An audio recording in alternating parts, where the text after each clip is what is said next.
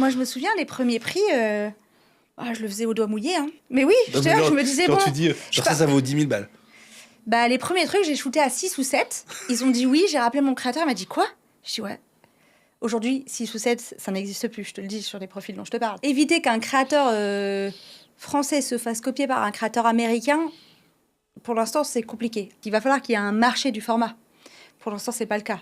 Je vois pas comment c'est possible. Et la raison pour laquelle on me prête de l'argent, parce que je pose la question à la banquière, je dis pourquoi vous avez accepté ce que les autres m'ont dit non ? Et elle me dit parce que vous avez été créatrice de contenu. Et donc on se dit que vous comprenez ce que vous nous dites, quoi. Et moi je pars un peu vexée, en vrai. Je suis vexée parce qu'on me prête pas de l'argent, parce qu'on se dit que ce que je fais va marcher, et parce que mon BP il est trop bien. Bonjour et bienvenue dans Vertical, le podcast qui réunit tous les écrans. Écran Total couvre l'innovation et la création dans le monde de l'audiovisuel et du cinéma depuis plus de 30 ans. Avec Vertical, nous avons voulu réunir tous les acteurs historiques de l'industrie et celles et ceux qui inventent déjà les formats de demain. Vous pouvez désormais retrouver tous les épisodes de Vertical directement sur notre site vertical.ecran-total.fr. C'est une base de données qui identifie, répertorie et analyse les formats vidéo qui fonctionnent le mieux sur le web. Au-delà des créateurs eux-mêmes, nous nous intéressons aux concepts éditoriaux, quels formats émergent, pourquoi ils captent l'attention, comment ils évoluent et quelles audiences ils fédèrent, leur modèle économique, puisqu'il y a une couche avec les sponsors de ces vidéos, et tout ça directement sur le site. Aujourd'hui, nous recevons Nawal Stouli. Notre invité du jour vient de ce monde traditionnel, puisque tu as commencé ta carrière chez Télévista et que tu es passé chez Coyote Conseil. Wow. Coyote étant la boîte de Christophe de Chavannes. Tu as donc déjà participé au développement de formats télévision. Tu as ensuite rejoint A Production, qui maintenant fait partie du groupe Satisfaction, où tu développes des programmes pour des chaînes françaises, tout en pilotant les premiers appels à projets numériques. En 2023, tu lances en 2013, en parallèle de tout ça, tu lances ta propre chaîne YouTube, Miss Book, consacrée à la critique littéraire. C'est très intéressant, on y reviendra tout à l'heure, parce que je pense que c'est un des secteurs de la culture qui mérite encore beaucoup de visibilité sur Internet. Puis, après le Covid, tu lances Loopin, une agence de talent qui accompagne aujourd'hui plus de 40 talents, dont la spécificité, c'est la vulgarisation de thèmes un peu techniques comme la philosophie, et puis toute la technologie, le cinéma. Exactement. Parmi les talents que tu représentes, Cyrus North, Ego, Charles Villard, des gros noms avec des gros volumes de vues. Et donc, on a voulu se rencontrer parce qu'en plus, récemment, tu as l'entrée en capitale du Télégramme, qui est un acteur historique de la presse. Il peut imaginer bien pour moi que c'est important de savoir pourquoi. Et l'idée est d'échanger, comme à chacun de ces épisodes, sur les formats, pourquoi, comment, etc. Donc, pour commencer, d'abord, bienvenue et merci beaucoup. Merci pour l'invitation. Voilà, de passer un petit peu de temps avec nous. Avec plaisir. Là, je te donne ton parcours comme ça. Moi, je le relis en même temps. Désolé, je regarde un petit peu l'écran. Et je lui dis, d'abord, quand tu écoutes ton propre parcours, qu'est-ce que ça te fait le Télévista, tu vas y remonter. Je dis, c'est vrai que mon premier stage en télé, c'était chez Vivolta avec Philippe Gildas à l'époque. Okay. Et c'était vraiment... en vrai, c'était mon rêve. C'était vraiment ce que je voulais faire ado. Je voulais inventer des émissions de télé. Donc, c'était pas un rêve très courant chez les adolescents. Non. J'ai perturbé beaucoup de gens autour de moi, jusqu'à ma conseillère d'orientation. Mais c'était vraiment ce que je voulais faire. Et il se trouve que j'ai réussi à être chargée de développement et donc d'inventer des émissions de télé. Si je replace bien, donc toi, moi, on a le même âge, 40 ans, ça veut dire que toi, tes émissions... c'est Love Story, moi. Ouais, j'allais dire sur en troisième, c'était Vraiment, Love Story. La cause, c'est Love Story. Ah oui, d'accord, ok. Ouais, donc toi, à ce moment-là, tu te dis, c'est incroyable comme concept, moi, j'ai envie de faire ça. Oui. C'est bizarre comme vocation. Je vais mettre aussi un peu de contexte. J'ai passé une grande partie de mon enfance au Maroc, donc loin de la télévision, bizarrement. Et du coup, quand je revenais en France et que j'avais accès à la télévision, déjà, je faisais une cure parce que je n'avais pas du tout accès à tous ces programmes. Et à l'époque de Love Story, on avait pu réussir à commencer à voir la télé française. Donc moi aussi, c'est une connexion à tout un univers et tout un monde que je ne comprends pas les références. Moi, quand on me dit dans le RER, je ne sais pas de quoi on me parle. Donc je pense que cet effet-là sur moi, maintenant, avec du recul, je comprends qu'en fait, c'est juste qu'on parle d'un autre pays, d'un autre monde. Et donc, ça va nourrir mon imaginaire. Je pense que cette envie de faire ça vient de là. C'était aussi parce que je n'étais pas du tout dans ce pays, pas du tout dans cet univers. Et moi, j'ai l'impression d'aller... Quand je vois le premier prime de Love Story avec Loana, etc., je vois ces jeunes qui doivent avoir 7 ans, 8 ans de plus que moi, et je suis mais la bouche ouverte. Je me dis, mais qui sont ces gens? Pour moi, c'est des extraterrestres. Et je me dis, mais il y a quelqu'un dont le métier, c'est d'avoir écrit, je vais prendre des gens, je vais les mettre dans la maison, puis on va les filmer, on va raconter des histoires et tout. Et moi, j'ai passé, je sais, plusieurs mois, parce que à l'époque aussi, Internet, moi au Maroc, c'était, je sais plus, 1 euro la minute, enfin c'était énorme. Donc, on est d'accord que c'était pas aussi un accessible puits de savoir. Et je cherche ce que c'est ce métier, en fait. Et je vais mettre des années à trouver exactement ce que c'est le métier. Mais ma conseillère d'orientation, pour le coup, avait très bien fait son travail. Et elle m'avait trouvé le CELSA, me disant que c'était le bon parcours pour aller dans ce métier-là. Élitiste en plus, parce que CELSA, c'est quand même une très bonne école. Oui. J'ai fait un lycée français à l'étranger, ça reste... c'est des boîtes à bac. Voilà, on est formaté à aller dans un certain secteur en termes de formation, que j'ai pas du tout suivi d'ailleurs, mais... Et du coup, elle me parle du CELSA que je connaissais pas du tout, et elle me parle de d'IUP en publicité, en télévision. Elle me dit, voilà, c'est pas exactement, mais c'est autour de ça... Ça va t'emmener dans ce monde-là, en fait. Ouais, ça va m'amener dans ce monde-là. Je vais faire un UT publicité. Et en fait, à ce moment-là, je regarde les directeurs de programme. Parce que j'identifie le poste directeur des programmes et je vois qu'ils viennent tous d'écoles de commerce. Et donc, je me dis, je vais faire une école de commerce. Comme pour l'instant, je ne sais pas trop ce que je veux faire, mais visiblement, c'est responsable de programme en chaîne que je veux. C'est ça qui se rapprochait le plus. Et j'ai fait, du coup, une école de commerce au DNCA à Nantes. Et pendant mon école des commerces, il y a un forum d'entreprise et il y a TF1 qui est là. Et donc, je vais voir TF1 et je leur dis « Bonjour, moi, je vais inventer des émissions de télé. Est-ce que vous pouvez me dire comment ça s'appelle ?» Et lui, il me dit « En fait, c'est pas chez nous. Il faut que tu ailles chez les producteurs et c'est au développement. » Et donc là, je mets le doigt sur « Ah, c'est ce métier-là que je veux faire. » Et j'envoie des lettres de recommandation, des lettres de motivation à la main. J'essaye d'être créative et tout. Bon, je trouve pas en prod, mais je trouve ce stage chez Vivolta. Donc, quand même, je mets un petit pied en télé. Et pendant que je suis en stage chez Vivolta, je vois passer une offre d'emploi chez Coyote en stage. Et du coup, je me souviens, à l'époque, c'était l'arrivée de Facebook. Et j'ai fait un CV Facebook. J'ai repris mon... tout ça sous PowerPoint en plus. Ouais, j'ai pris ma page Facebook et j'ai fait mon CV avec une signature et tout, comme c'était à la créa. C'est horrible d'être exactement de la même génération. Ouais, c'est horrible ouais. Parce que c'est exactement le genre de truc que les plus Et j'envoie ça et ça mord au bout. Je vais rendre hommage à Alexandre Halimi, qui est le premier à m'avoir embauché vraiment dans le poste que je voulais.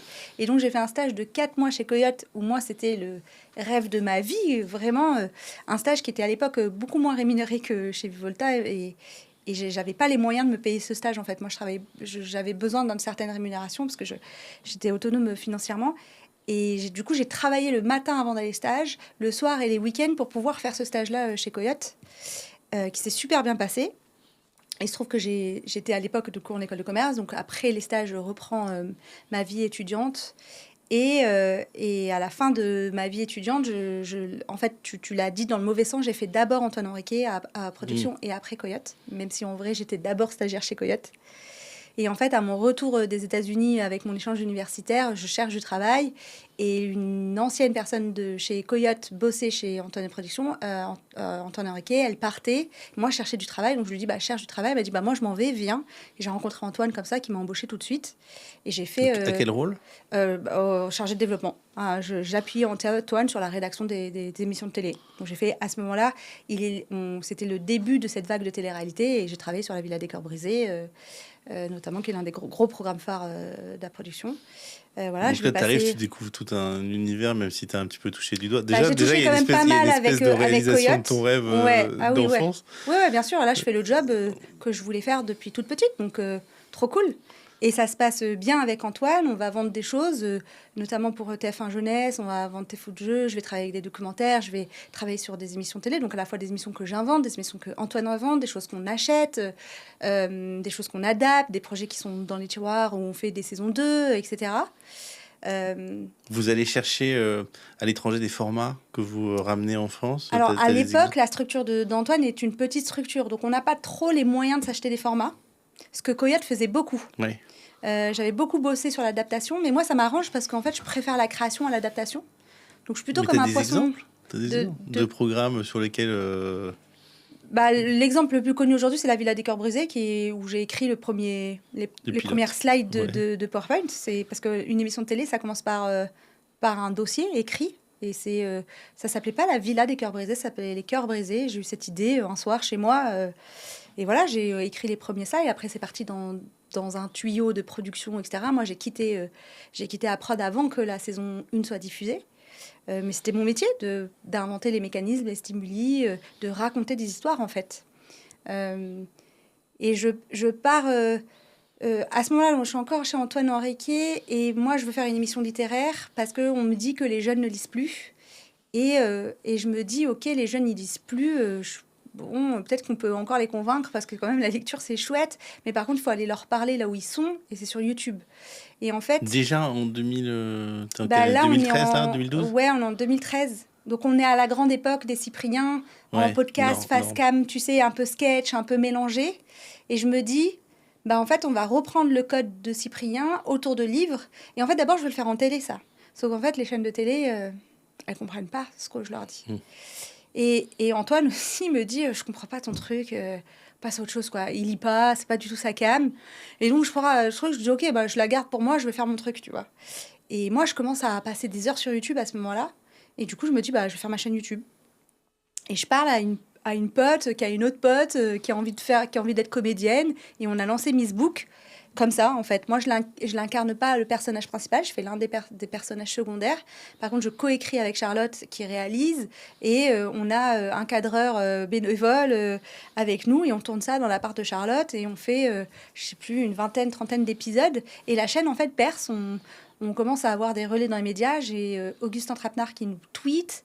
Et en fait, je plonge dans YouTube. Parce que... Mais attends, c'est quoi les audiences, l'attraction à ce moment-là? Est-ce que tu vois quand même tes vues franchement, ouais, non, mais c'est une folie. Alors, on est monté à 40 000 abonnés. Mais à l'époque, sur la création littéraire, c'était une folie. Et je pense que les plus grosses vidéos, il faudrait que je regarde, mais on a fait 30, 40 000 vues. Tu vois, et la plus grosse, autour d'Harry Potter, on a dû passer la barre des 100 000. C'est énorme à l'époque ah oui, en pour 2012, toi. Oui. Et sur la littérature, c'est une folie. Un, à l'époque, c'est beaucoup. Ouais. 2, pour quelqu'un qui se lance, c'est énorme. Et 3, sur la littérature, c'est... Et je me souviens parce que le premier épisode, je tourne ça donc en plus de mon travail, etc. Et Charlotte m'envoie l'épisode, Charlotte Robb, qui est maintenant, elle écrit pour la télévision, elle est notamment sur Flashback avec Michael Youn. Enfin, elle a aussi fait son parcours en fait dans ce secteur, et on a toutes les deux beaucoup appris à cet endroit-là. Et vous produisez comment toutes les semaines quand on peut. On en fait un peu moins, un par mois, je dirais. Quand on peut, on essaye d'en faire 2 par mois. Mais on fait des effets spéciaux. En fait, j'ai fait tout ce qu'il ne faut pas faire pour lancer une chaîne YouTube, avec du recul. Tout ce qu'il ne faut pas faire. C'est quoi tout ce qu'il ne faut pas faire pour faire une chaîne déjà, YouTube? on est 4, donc c'est 4 personnes à payer. On est sur le secteur de la littérature, qui est vraiment l'endroit où il y a le moins d'argent à l'époque. D'accord. C'est aussi plus dur parce qu'on est des meufs. On a quelques commentaires, on a des demandes complètement saugrenues. Je pense que ce qu'on a créé, c'était vraiment un objet qui était trop télévisuel, parce que c'était rédigé, il y avait un scénario, c'était plus une fiction. Mais toi, tu avais déjà une déformation télé, oui, en fait. Oui, j'avais déjà formaté mon truc, en fait. Alors que dans l'idéal, YouTube, c'est venez comme vous êtes, montez le truc. Ça a été ça pendant les 10 ans qui ont suivi. On est en train de changer. Mais en fait, j'avais juste 10 ans d'avance. Désolé, les gars. Personne t'en veut. J'ai juste essayé de comprendre. Non, mais parce qu'il y a une en te parlant, bascule, je réalise ça. Je pense que ce que j'ai fait sur YouTube, tu le ferais aujourd'hui, ça marcherait. Mais c'était pas le bon moment. Mais si on doit le prendre à l'échelle de ma vie, c'est pas grave au vu de tout ce que ça m'a apporté, en fait. D'abord parce que je découvre que être de l'autre côté de l'image, c'est pas vraiment ma came. Moi, je commence à prendre un plaisir fou à aller chercher des partenaires, à m'occuper de la stratégie, de la com, etc.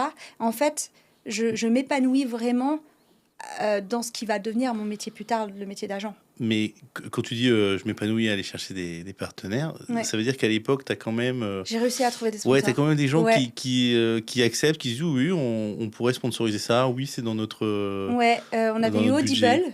Ok. On avait eu Ah oui, très très tôt. un site, enfin il faudrait que je regarde, mais j'ai pas du tout réussi à travailler avec les éditeurs qui, par contre, nous repèrent très vite et nous envoient des livres. Mais très vite, je leur dis, en fait, je vis dans 20 mètres carrés à l'époque à Paris, j'ai pas de place pour des livres et j'ai pas besoin de livres, j'ai besoin d'argent en fait pour payer l'équipe, on est 4. Et très vite, je comprends que le secteur est pas prêt. Et donc, je vais aller chercher des produits technologiques autour de, tu vois, Cooper, des trucs comme ça, des applications autour du secteur du livre. Mais on va pas faire énormément d'argent. Je vais avoir la première aide du CNC Talent. Quand le CNC Talent se lève, en fait, je fais partie de vraiment la première commission. On a une aide du CNC Talent.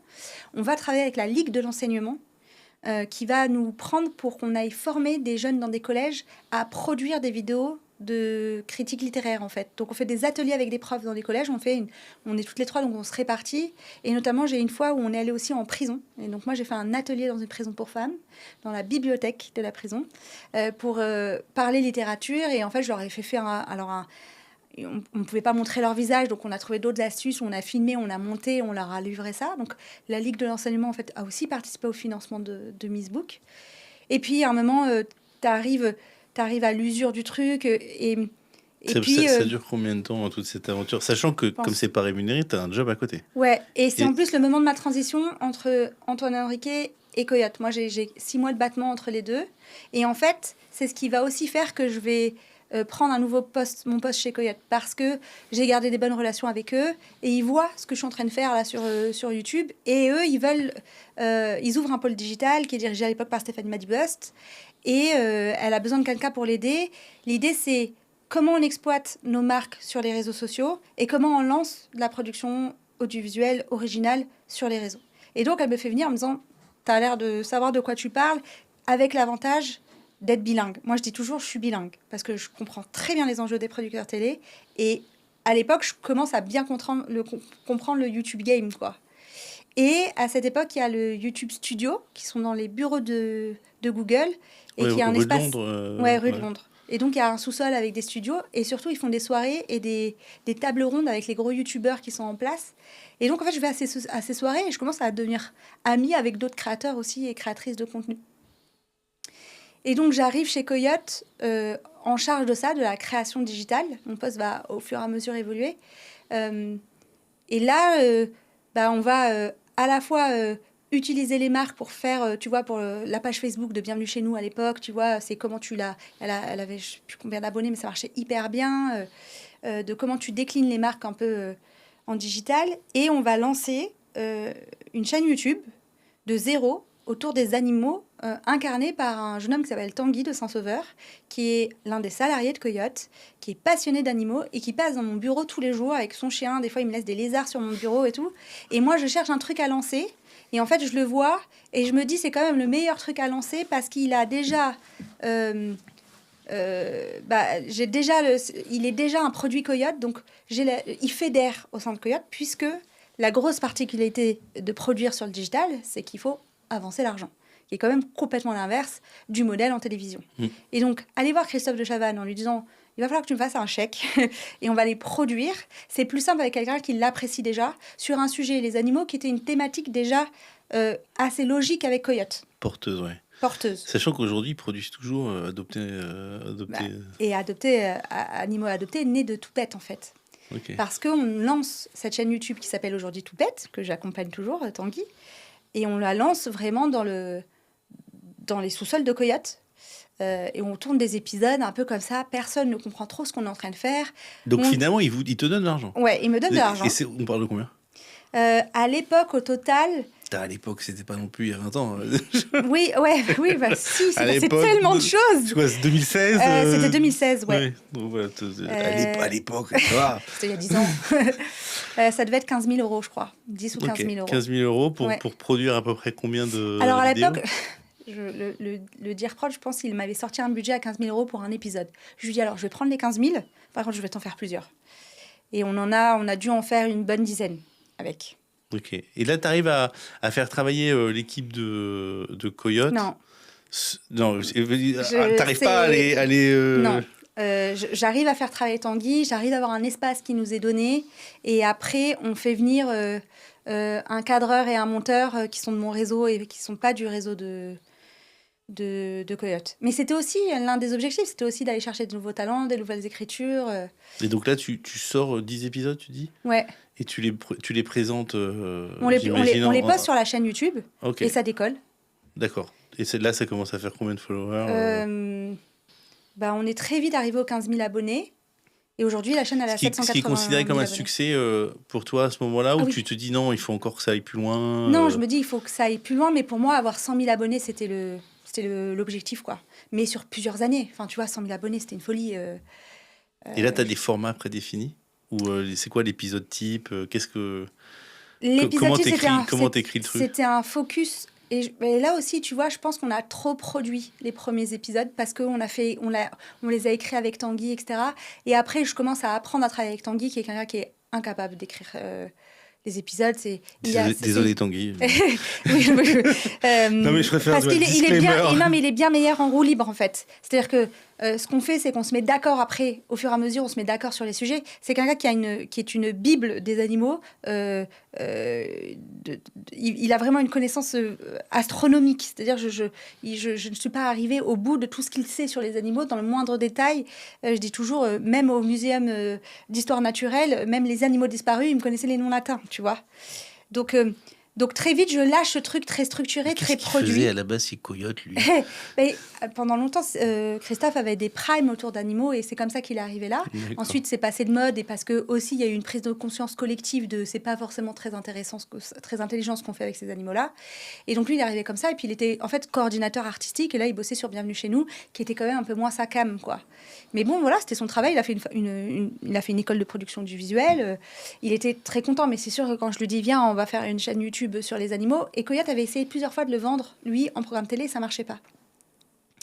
Et en fait, la vidéo marche, on commence à avoir des sponsors. Et aujourd'hui, Tanguy, c'est son métier. Un tout petit peu vite là-dessus. On commence à avoir des sponsors. C'est quoi? C'est la nourriture pour les animaux. On a Animalis. Le premier sponsor, c'est Animalis. Donc, c'est eux qui vous repèrent? Ouais, c'est eux qui nous repèrent. Donc, ils voient les vidéos et tu as un coup de fil comme ça et qui te dit ouais, c'est vachement bien ce que vous faites, on aimerait bien en être. C'est ça. Et toi, tu te dis ouais, ok. Mais t'inventes un système de pré-roll, tiens, on va mettre votre encart publicitaire comme ci, comme ça. Ça veut dire quoi être partenaire à cette époque-là? Animalis, on allait faire des vidéos avec eux. On allait tourner dans leur magasin et tourner avec l'une de leurs responsables magasins pour mettre c'était des vidéos dédiées, en fait. Qu'on diffusait à la fois chez eux et à la fois chez nous. Ce que je ferais peut-être plus du tout de la même façon aujourd'hui. Ouais, c'est ça. On a fait 3 vidéos avec eux en sponsor. Et moi, je vais démarcher aussi. Je vais chercher des gens. Ok. Et tu continues de penser, un petit peu naïvement peut-être maintenant, que ça peut devenir un format télé? Ou tu te dis non, c'est son truc, ça vit sa vie et c'est déjà très bien? Moi, je me suis toujours dit, ça va vivre sa vie et peut-être qu'il y aura un moment une déclinaison en télé. C'est-à-dire que c'était pas l'objectif premier, c'était pas d'ailleurs une condition de Coyote. Plutôt, nous, notre objectif, c'était de trouver notre modèle économique seul, sans dépendre de la télévision. Chez Coyote, tout le monde est content? Tout le monde est content. Je pense que ça crée quand même des tensions parce que y a un sentiment un peu de qu'est-ce qu'ils font là, un peu de passe-droit, un peu de pourquoi ils ont le droit de faire ça, d'avoir cet espace, de tourner, alors que ça rapporte pas d'argent. Clairement, ça rapporte pas d'argent, mais on n'en perd pas à ce moment-là, puisque je commence à faire entrer les premiers sponsors. On gagne pas d'argent, mais on n'en perd pas trop si on enlève mon salaire. Oui, c'est-à-dire que le temps passé n'est pas forcément rémunéré immédiatement, pas forcément mais en amorti. revanche les coûts de prod, exactement. la fabrication, le cash en dehors de mon salaire. Mais toi, tu continues de développer par ailleurs pour eux. Alors, tu ne lâches pas non plus ton taf. À ce moment-là, je suis que sur le digital. Et on va lancer d'autres choses, en fait. On va lancer un média avec Hugo, un certain jeune homme qui s'appelle Hugo, qui deviendra plus que connu. On va lancer un média avec Hugo et Cyrus. On va lancer un autre projet avec Swan. J'essaye de lancer pas mal de choses. Et en fait, pour tout un tas de raisons, de contexte, les projets vont s'arrêter les uns après les autres. Et je vais reprendre la création, parce qu'il y a une restructuration globale au sein de chez Coyote. Le directeur général s'en va. Bon, bref, il y a beaucoup de mouvements et je vais reprendre la partie création télé aussi. Et en fait, à ce moment-là, on fait une vidéo avec la SPA et on va passer une journée dans un refuge à la SPA, qui va donc te faire penser à une émission qui est à la télé aujourd'hui. Et en fait, on fait ce format-là avec Tanguy. On va passer, à la fin, il fait un appel à l'adoption avec un chien qui s'appelle Google. Et il dit, voilà, venez l'adopter. Et on fait le relais sur les réseaux sociaux. Et en fait, la SPA nous dit, bah, ça a trop bien marché, il y a plein de gens qui sont venus nous voir, etc. Et donc, j'en parle à l'équipe, parce qu'il y avait quelqu'un en charge des acquisitions, ma directrice du développement. Et on se dit, il n'y a pas un truc à faire en télé autour de la SPA. Et donc, on écrit un format en interne autour de ça, de Animaux qui s'appelle aujourd'hui Animaux adoptés, en fait. Et donc, en fait, cette émission, qui a un énorme carton en télé, l'idée, elle part de Tanguy qui est à la SPA et en fait du contact que moi j'avais, pour le coup j'avais appelé la SPA pour qu'on ait juste, ils nous avaient pas donné d'argent hein, mais j'avais dit bah moi je veux juste avoir l'autorisation de tourner, que vous nous laissiez filmer, que vous acceptiez de voir les animaux et aussi les bénévoles quoi. Et en fait de ça a attiré déjà parce qu'on en avait déjà le contact à la SPA, donc ça a été plus facile. Moi j'ai juste donné ça à la prod télé et après ils ont créé l'émission qui je pense ça a plus de 10 saisons maintenant et qui a été une énorme source de revenus pour Coyote. Ce qui, moi, m'a beaucoup apaisée aussi, parce que je me suis dit, bon, ok, on n'a pas trouvé... Mon laboratoire a finalement donné quelque chose. Ouais. Et on l'a beaucoup défendu en interne là-dessus, en disant, bon, on n'aurait pas eu ce contact, etc. Cette idée-là, elle n'aurait jamais pu naître. Donc, c'est aussi parce que peut-être que j'aurais fait cette vidéo avec Tanguy, on serait passé à la suivante. Là, comme j'étais dans la cellule création globale et qu'en fait, il n'y avait plus de différence entre le digital, ce qui était très précurseur, en fait, j'y repense aujourd'hui, tu vois. Bien sûr. Ce qui fait que les idées, elles circulaient. Et donc, c'est ma boss qui dit, mais attends, là, c'est pas mal. Et c'est Julie, avec qui je bossais, elle, qui bossait sur les acquisitions, et qui, en réunion avec un diffuseur, entend que le sujet animaux, ça peut être intéressant. Et c'est Julie qui rebondit en disant, mais attendez, là, ce qu'ils ont fait, Nawel et Tanguy, c'est pas mal. Et en fait, on se repose tous et on écrit ce programme ensemble. Donc, ça m'a aussi permis de pouvoir dire, bon, finalement, regardez l'intérêt, l'un nourrit l'autre et ça ne s'oppose pas. Et en fait, c'est intéressant ce qu'on se dit là. C'est-à-dire que tu n'es pas obligé de te dire, je dois absolument mettre le digital en télé. Tu peux juste te dire que l'un nourrit l'autre. Et pour moi, aujourd'hui, ce que je dis toujours, c'est que je ne comprends pas pourquoi on oppose les deux mondes, parce que pour moi, on a un point commun qui est très fort, c'est on raconte des histoires. Mais après, c'est juste, on les raconte pas de la même façon et on les raconte pas aux mêmes personnes. Donc forcément, tu vas pas faire la même chose. Mais on raconte des histoires. Oui, non, mais aujourd'hui, la plupart des producteurs, la plupart même des diffuseurs commencent à envisager le fait qu'il y ait plusieurs temps de lecture, plusieurs formats d'écoute ou de consommation, que des clips coupés. Enfin, je sais pas, quand tu es sur Insta, en fait, tu vois quand même énormément de télévision. Bien tu sûr. vois beaucoup de C'est à vous, de trucs, tu vois, de talk-shows qui sont à la télévision, et pourtant, t'es pas forcément devant ta télévision. Donc finalement, dire les jeunes sont pas devant la télé est arrivée chez les jeunes, tu vois. En fait, ce que je leur dis souvent. Voilà, donc il y a moins cette opposition. En revanche, tu as toujours d'abord un combat au niveau côté producteur, à qui je vends quoi, et donc, comme tu disais tout à l'heure, c'est pas préfinancé. Donc en fait c'est quand même un gros risque que je porte avec moi. Si ça marche pas, ce sera pour moi, alors que si c'est en télé, que c'est reclippé et tout, ça a déjà été payé d'une certaine manière. Et le deuxième combat évidemment, c'est où va la pub, qui rémunère-t-elle, etc. Donc là aujourd'hui tu as quand même un travail qui est fait pour essayer de réunir ces mondes. France Télévisions qui se met sur YouTube, c'est un exemple assez criant de bon, vous n'êtes pas venu chez nous, on va aller chez vous, quoi. Oui. Mais ça c'est vrai que c'est assez précurseur d'aller chercher des idées créatives dans un monde à côté et ensuite de les mettre, de trouver une adaptation ailleurs. Vous avez fait beaucoup de programmes comme ça, ou c'était non, c'est celui-là qui est vraiment porteur? Celui-là qui a été porteur et qui a été surtout porteur d'un format à saison. Faire autant de volume d'épisodes, c'est ça que cherche un producteur. C'est pas un one-shot, pas un prime. Oui, en fait. Les producteurs gagnent dans la régularité, dans le volume. Tout l'enjeu de cette plateforme qu'on a lancée, c'est de bien d'aller chercher les mécaniques éditoriales qui font que tu peux en refaire, que tu peux aller rechercher, un peu comme en fiction, les enquêtes policières. Tu vois, tu peux toujours trouver des nouvelles idées de raconter ces choses-là. Donc, Et à partir de là, donc tu restes combien de temps chez Coyote et comment ça, Je c'est quoi la reste suite de 3 ans. Ouais. Je pars en 2018, donc 2015-2018. Je pars pour des raisons. Alors, toute l'équipe a changé.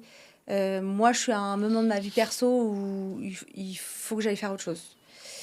À la base, je pars pour me reposer et écrire un livre. Au final, je vais monter une première petite agence pour un sculpteur qui s'appelle Richard Wolinski, qui voulait avoir une agence de gestion d'artistes à la base. Et au final, je gère des TikTokers à l'époque. Et là, on est en 2019. Et je gère pas mal de gros TikTokers français à un moment où personne ne sait ce que TikTok est. J'allais dire, qu'est-ce que ça veut dire gérer un TikToker à ce moment-là? Parce que déjà, les mecs sont, enfin, ils sont libres. Ouais. Donc, En fait, je deviens leur agent. ok. Et Donc, je gère les deals des marques qui les contactent pour créer du contenu en collaboration commerciale ils acceptent de avec les marques. sous-traiter, ils disent non, attends, moi je veux pas gérer cette affaire business. Ils n'arrivent pas à négocier en fait, et c'est défendre leurs intérêts. Et en fait, moi finalement, je l'ai fait un peu sur Facebook, je l'ai fait sur Toupette. Et là, je commence à le faire avec Cyrus North, que j'ai rencontré au YouTube Space à cette époque, et qui me voit faire avec Tanguy et me dit tu veux pas le faire pour moi Et donc je lui dis ok, bah, je commence aussi à être l'agente de Cyrus. Et à la même époque... La plupart en plus de ces talents-là, ils ont une croissance fulgurante dans les années Covid, 2020-2021. C'est donc toi, ce qui va faire basculer mon modèle. C'est-à-dire que là, à ce moment-là, moi, je suis en freelance. C'est pas ma boîte. Je vais rencontrer enfin, je vais pas rencontrer, mais je vais parler avec un créateur qui s'appelle Le Vendeur Automobile, et qui est un ami avec qui j'ai fait l'école de commerce et qui a commencé à lancer sa chaîne. Je sais pas, je dois être à 10 000 abonnés, 15 000 abonnés. Il vient me voir, il me dit ouais, je crois que toi aussi, tu es sur YouTube. Est-ce qu'on peut se parler? Et donc, je vais le conseiller sur... Mais en fait, ta chaîne, tu l'as structurée comme ça. Et aujourd'hui, je crois qu'il est aussi à 700 000 abonnés. Il en vit très bien, Nico. On se parle et je lui envoie encore du business, tu vois. Mais en fait, je commence à avoir une galaxie de potes, en fait. Cyrus, c'est un ami. Tanguy, c'est un ami. Nicolas, c'est un ami à qui je rends des services et que je suis pas... tu normalises, comment dire, je mets du temps à formaliser tu contractualises cette relation avec eux, ou tu leur dis bon, il faut quand même filer une com si jamais je vous trouve un truc? Ouais. Ou... Bah là, en 2019, oui, parce qu'il y a quand même cette structure qui est montée par Richard Wolinski, dans laquelle je commence à avoir un contrat, et effectivement, on contractualise tout ça. Et en fait, je fais 1 an là-dedans, et comme je gère pas des artistes, et en fait, je gère des TikTokers qui font du pur divertissement, et ce que je dis à Richard, avec qui je pars en très bon terme, je lui dis, en fait, le cœur de ce qu'on est en train de faire, c'est pas moi. C'est-à-dire que moi, je fais de la critique littéraire, j'aime pas le lifestyle. J'ai un respect immense pour les gens qui font du lifestyle, mais je ne sais pas faire. C'est-à-dire que savoir si cette marque, c'est une bonne idée, enfin, connaître les marques à la mode, franchement, ma culture générale est vraiment nulle sur... c'est mieux d'aller au défilé Louis Vuitton ou au défilé Chanel, je ne sais pas. Tu vois, j'ai pas du tout ce réseau et cette appétence. Et donc, je m'en vais, à nouveau sans trop savoir quoi faire. Mais tu verras, j'ai pas peur de partir, moi. Je l'ai souvent fait. La porte est ouverte. Mais et je m'en vais sans trop savoir ce que je vais faire. Et je me dis, bon, j'ai la chance d'avoir le chômage à ce moment-là. Donc, je me dis, je vais réfléchir. Je pars avec Tanguy et Cyrus, qui sont mes amis. Je dis, je continue de m'occuper d'eux en freelance. Puis, on verra bien. Et puis, bah, Covid... On se retrouve enfermés chez nous, et moi je vois les audiences de Tanguy qui montent, les audiences des Cyrus qui montent. Et là on se retrouve à faire des scores de ouf, on triple en nombre d'abonnés, et les demandes qui arrivent. Ah ouais. Et là ça commence immédiat. À structurer. J'ai l'impression qu'il y avait eu un décalage, moi, de quelques mois, oui, peut-être après le confinement et tout. Oui, sortie du confinement, c'est assez vite, parce que tu vois, moi la boîte je l'ai montée en avril 2021. Hein. Donc pile poil 1 an après. Pile poil 1 an après, mais je monte la boîte parce que je sens qu'il y a du business, et ça fait déjà 6 mois que ça s'est beaucoup accéléré. Là, je me dis déjà, j'affirme le truc que je suis agente, qui est un métier que j'ai appris ni à l'école, ni de quelqu'un. Donc c'est un peu bizarre parce que il y a un truc pendant longtemps d'imposteur, me dire mais est-ce que c'est ça qu'il faut faire? Est-ce que c'est comme ça que les autres le font? Et puis à l'époque, j'ai encore peu d'autres agents et agentes à qui parler. Aujourd'hui, il y a un écosystème qui fait que tu peux échanger sur tes interrogations, sur les nouvelles choses. Mais à l'époque, je suis quand même assez seule, moi, professionnellement, tu vois. Sachant que toi, tu as travaillé avec des agents dans la télé, Ouais. qui font pas le même métier, en fait, qui représentent plutôt des talents sur des placements. Alors, moi, j'ai pas beaucoup bossé avec les agents. En fait, c'est les programmateurs qui bossaient plus avec les agents de cinéma. Mais par exemple, tu vois, les animateurs télé, ils ont pas trop d'agents. C'est pas quelque chose de courant. Donc, j'ai pas de référentiel. Moi, à part la série 10%, j'ai pas de référentiel. D'accord, ok, ouais, Non, c'est ça. non, T'as non. zéro référentiel sur ce que tu Zéro fais. référentiel. Toi, Et moi, c'est du bluff quand je demande les prix aux marques et business tout. manager en fait, pour des créateurs.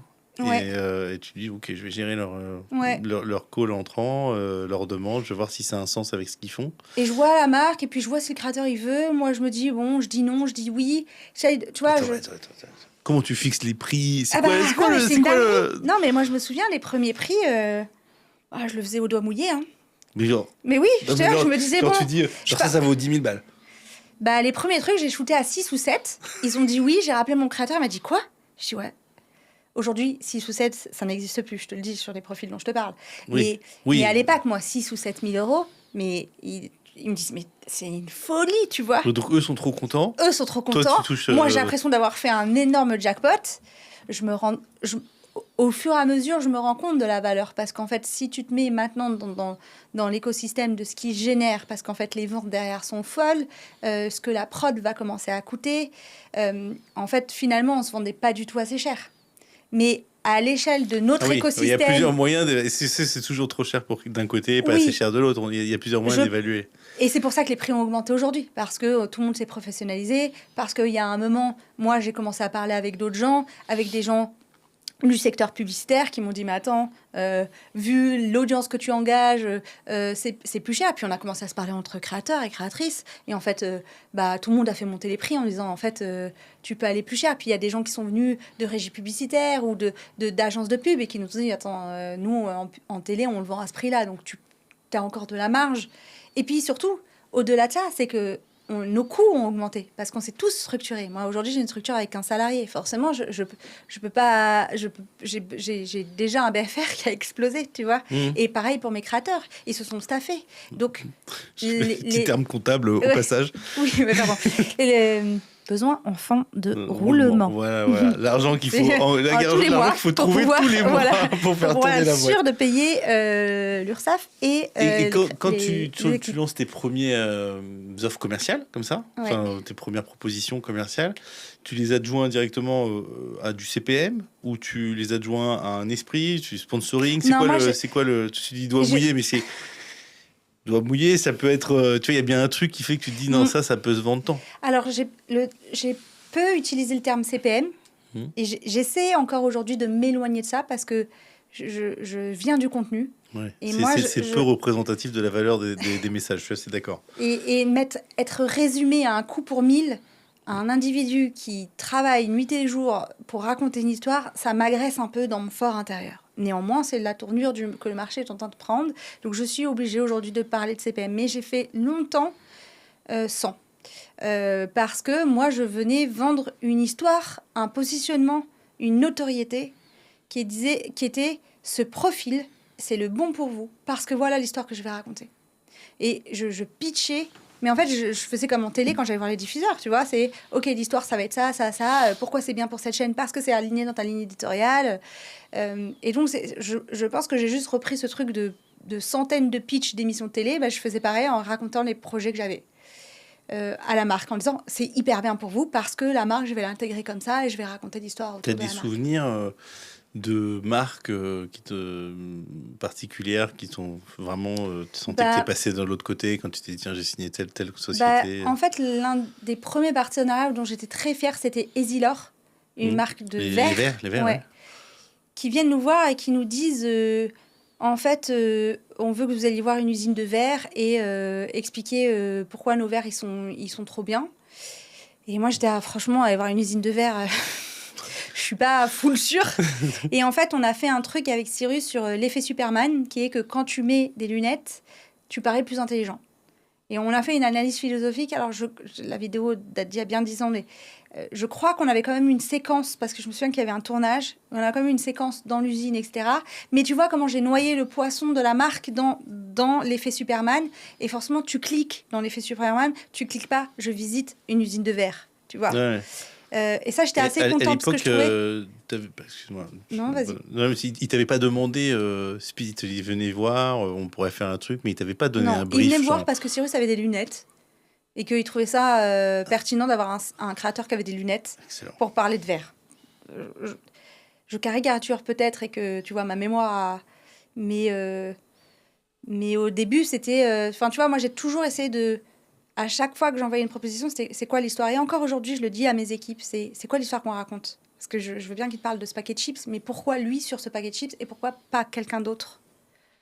J'ai peur de trop m'éloigner du micro. Non, mais c'est assez passionnant parce que quand tu regardes en fait l'ensemble des créateurs que tu as toi, on retrouve quand même un espèce de catalogue de format, hein, d'une certaine manière, avec des émissions ou des régularités dans ce que les gens font. Ils ont tous des thématiques très définies. Toi, tu travailles avec eux pour comprendre ce qu'ils font et savoir si tu peux vraiment le proposer aux gens, mais est-ce que tu les accompagnes après dans leur ligne édito, tu leur suggères des choses, ou en fait après c'est tu les laisses venir, tu piques une chose qui t'arrange le mieux. Comment on bosse avec 40 créateurs différents? On bosse avec une super équipe déjà, parce que 40 créateurs, je peux pas les gérer seul. Parce que je te disais tout à l'heure, on est bientôt 15, j'ai une équipe qui est là, ils ont un interlocuteur dédié chez moi qui est là pour parler avec eux constamment. Et le BFR là, il est explosé. Le BFR, c'est plus du tout la même chose. 15 personnes. C'est quoi les postes, 15 personnes? J'ai une grosse équipe d'agents et d'agentes qui sont donc là pour s'occuper des créateurs et des créatrices. Et après, j'ai un pôle commercial, plutôt un pôle côté marque, pour que aussi les marques qui sont là à l'année, un interlocuteur. Donc, j'ai des chefs de projet, marques, agences, et j'ai une commerciale qui va prospecter constamment pour nous. Et j'ai une responsable sur chaque pôle. Oui, on va les aider sur la ligne. Je dis oui et non, parce que moi, je suis très respectueuse de leur travail. J'estime que le travail d'une agence, c'est cette curation. C'est d'aller identifier des gens qui savent bien faire ça et les aider. Et tu vois, ma baseline, c'est faire grandir les créateurs qui font grandir Internet, parce qu'en fait, nous, on va les chercher et on va les aider à se structurer et à grandir en fonction de la personnalité. On fait du sur-mesure.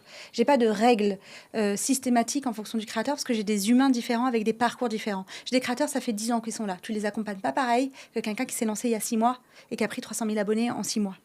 Donc, tu vas forcément les accompagner en fonction de leur niveau de maturité et de leurs besoins. On peut les conseiller. Moi, je dis toujours, on n'est pas producteur. Mon travail, c'est d'avoir les meilleurs experts à leur recommander en fonction de ce qu'ils veulent faire. Donc, s'ils ont besoin de produire en externe, je vais leur dire, va voir un tel, va voir un tel. Moi, je les pousse beaucoup à produire en interne pour maximiser les marges. Parce qu'en fait, ils maximisent les marges, ils ont la main sur leur contenu, ils ont la main sur leur IP. Et pour moi, plus ils peuvent le faire eux, mieux c'est. Tu parles déjà d'IP, donc. On commence, c'est un peu le sujet du moment. Je pense que ça va être l'un des enjeux des 10 ans qui vont venir. Et en même temps, quand on fait de la vulgarisation en face cam, c'est pas un IP et ils n'ont pas besoin d'avoir un IP pour vivre. Donc, j'ai pas non plus envie de full tomber dans ce discours. Ouais. Mais moi, je dis, c'est tu veux pas over-compliquer le truc. Non. Et en même temps, tu veux pas que ça ne soit pas un peu identifiable. Oui. Et en même temps, je ne veux pas que certains gros producteurs s'approprient tous les IP des créateurs et que le créateur perde la valeur de ce qu'il a fait. Il y a aussi, mon positionnement sera et restera toujours de défendre les créateurs et les créatrices de contenu qui se battent depuis des années pour faire leur place, pour trouver un modèle économique. Et c'est important qu'ils gardent, pour moi, des droits là-dessus. Je ne sais plus où est-ce que j'en étais. Oui, sur est-ce qu'on les accompagne sur la ligne éditoriale. Donc ça va dépendre des profils.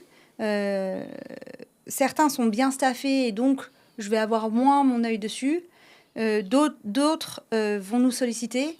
Et moi, je leur dis toujours, c'est en fonction de vos besoins. Moi, il y a des créateurs à qui on relit encore les scripts avant qu'ils sortent. Et d'autres non. On va faire des brainstorming, ça c'est un truc que j'aime bien faire, tu vois, parce que c'est mon parcours. Avec les créateurs. Avec les créateurs, sur trouver des nouveaux formats, des nouvelles idées. On le fait pas toutes les semaines, mais tu vois, une fois, deux fois par an. C'est marrant parce que J'aurais pensé, je peux me tromper, que tu peux les avoir au téléphone, etc. Vous pouvez échanger amicalement ou même en tant que conseil. Ouais. Mais là, tu rentres carrément dans un accompagnement très... tu es sur ces thématiques-là, viens, on fait un brainstorming. Ouais. Mais parce que je pense que j'aime ça. Ok. Tu vois, c'est mon... Oui, c'est pas un truc qui est lié à ta fonction, mais plus à ton appétence. À nouveau, ce métier étant un peu nouveau, il n'y a pas une liste qui a écrit le métier d'agent doit faire ça, ça, ça. Et je pense que chaque agent a peut-être sa définition différente. Et encore aujourd'hui, je me pose la question de qu'est-ce qui rentre dans mon métier? Jusqu'à où ça rentre dans mon métier? Parfois, je dis stop en disant ça, c'est pas mon métier. Ça, c'est un comptable. Ça, c'est un avocat. Tu vois? Et sur ça, il y a une frontière. C'est-à-dire que j'estime que c'est mon métier, mais ce que je vais leur dire, par contre, je ne peux pas te faire des brainstorming toutes les semaines. 1 ou 2 fois par an. Il se trouve que j'ai recruté dans mon équipe des gens qui viennent de l'audiovisuel, donc qui ont aussi cette capacité à parler format, à parler contenu. Et j'estime qu'on doit savoir faire, mais je demande aussi à mon équipe d'avoir aussi suffisamment de recul, de dire, OK, là, ce qu'il te faut, c'est quelqu'un d'autre. Et on a des gens, des auteurs qui travaillent avec les créateurs, on a des journalistes qui travaillent avec certains de nos créateurs, on a des chercheurs qui vont venir aider les créateurs et les créatrices. Et c'est là où je te dis, c'est du sur-mesure sur comment tu vas Ça, c'est ton réseau Ouais. que tu as... Que tu tisses au fur et à mesure des années. Au fur et à mesure des années. Donc tu vas dire, attends, je connais ce mec, il est idéal pour ce que tu recherches, ou comme dans une émission, on pourrait dire, si tu veux faire venir un mec sur les planètes, il faut absolument avoir cet expert-là, etc. Et je dis toujours aux créateurs et créatrices, quel que soit votre problème, même si vous pensez que je ne peux pas le résoudre, je veux le connaître. Et une fois que j'ai le problème, ça s'arrête où? Tu prends du... Ah, mais même si c'est un problème comptable, fiscal, personnel, parce que comme je fais ça depuis longtemps, qu'ils sont une quarantaine, je sais que parfois, je l'ai déjà vécu, en fait, leurs problèmes. On peut parler de problèmes de harcèlement, par exemple, tu vois.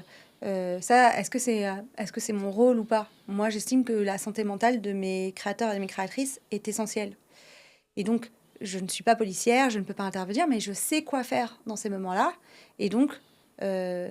Je leur dis toujours, vous nous dites quand vous subissez une vague de harcèlement, parce qu'il y a des choses que nous, on voit en commentaire, mais on ne voit pas leur DM. Et je leur dis, levez la main. Déjà parce que je pense qu'il faut en parler, qu'il ne faut pas rester seul. Et ensuite, j'ai un process pour vous accompagner là-dessus. Que je vais pas tout donner parce que il faut protéger la façon dont on réagit. Mais j'ai un process.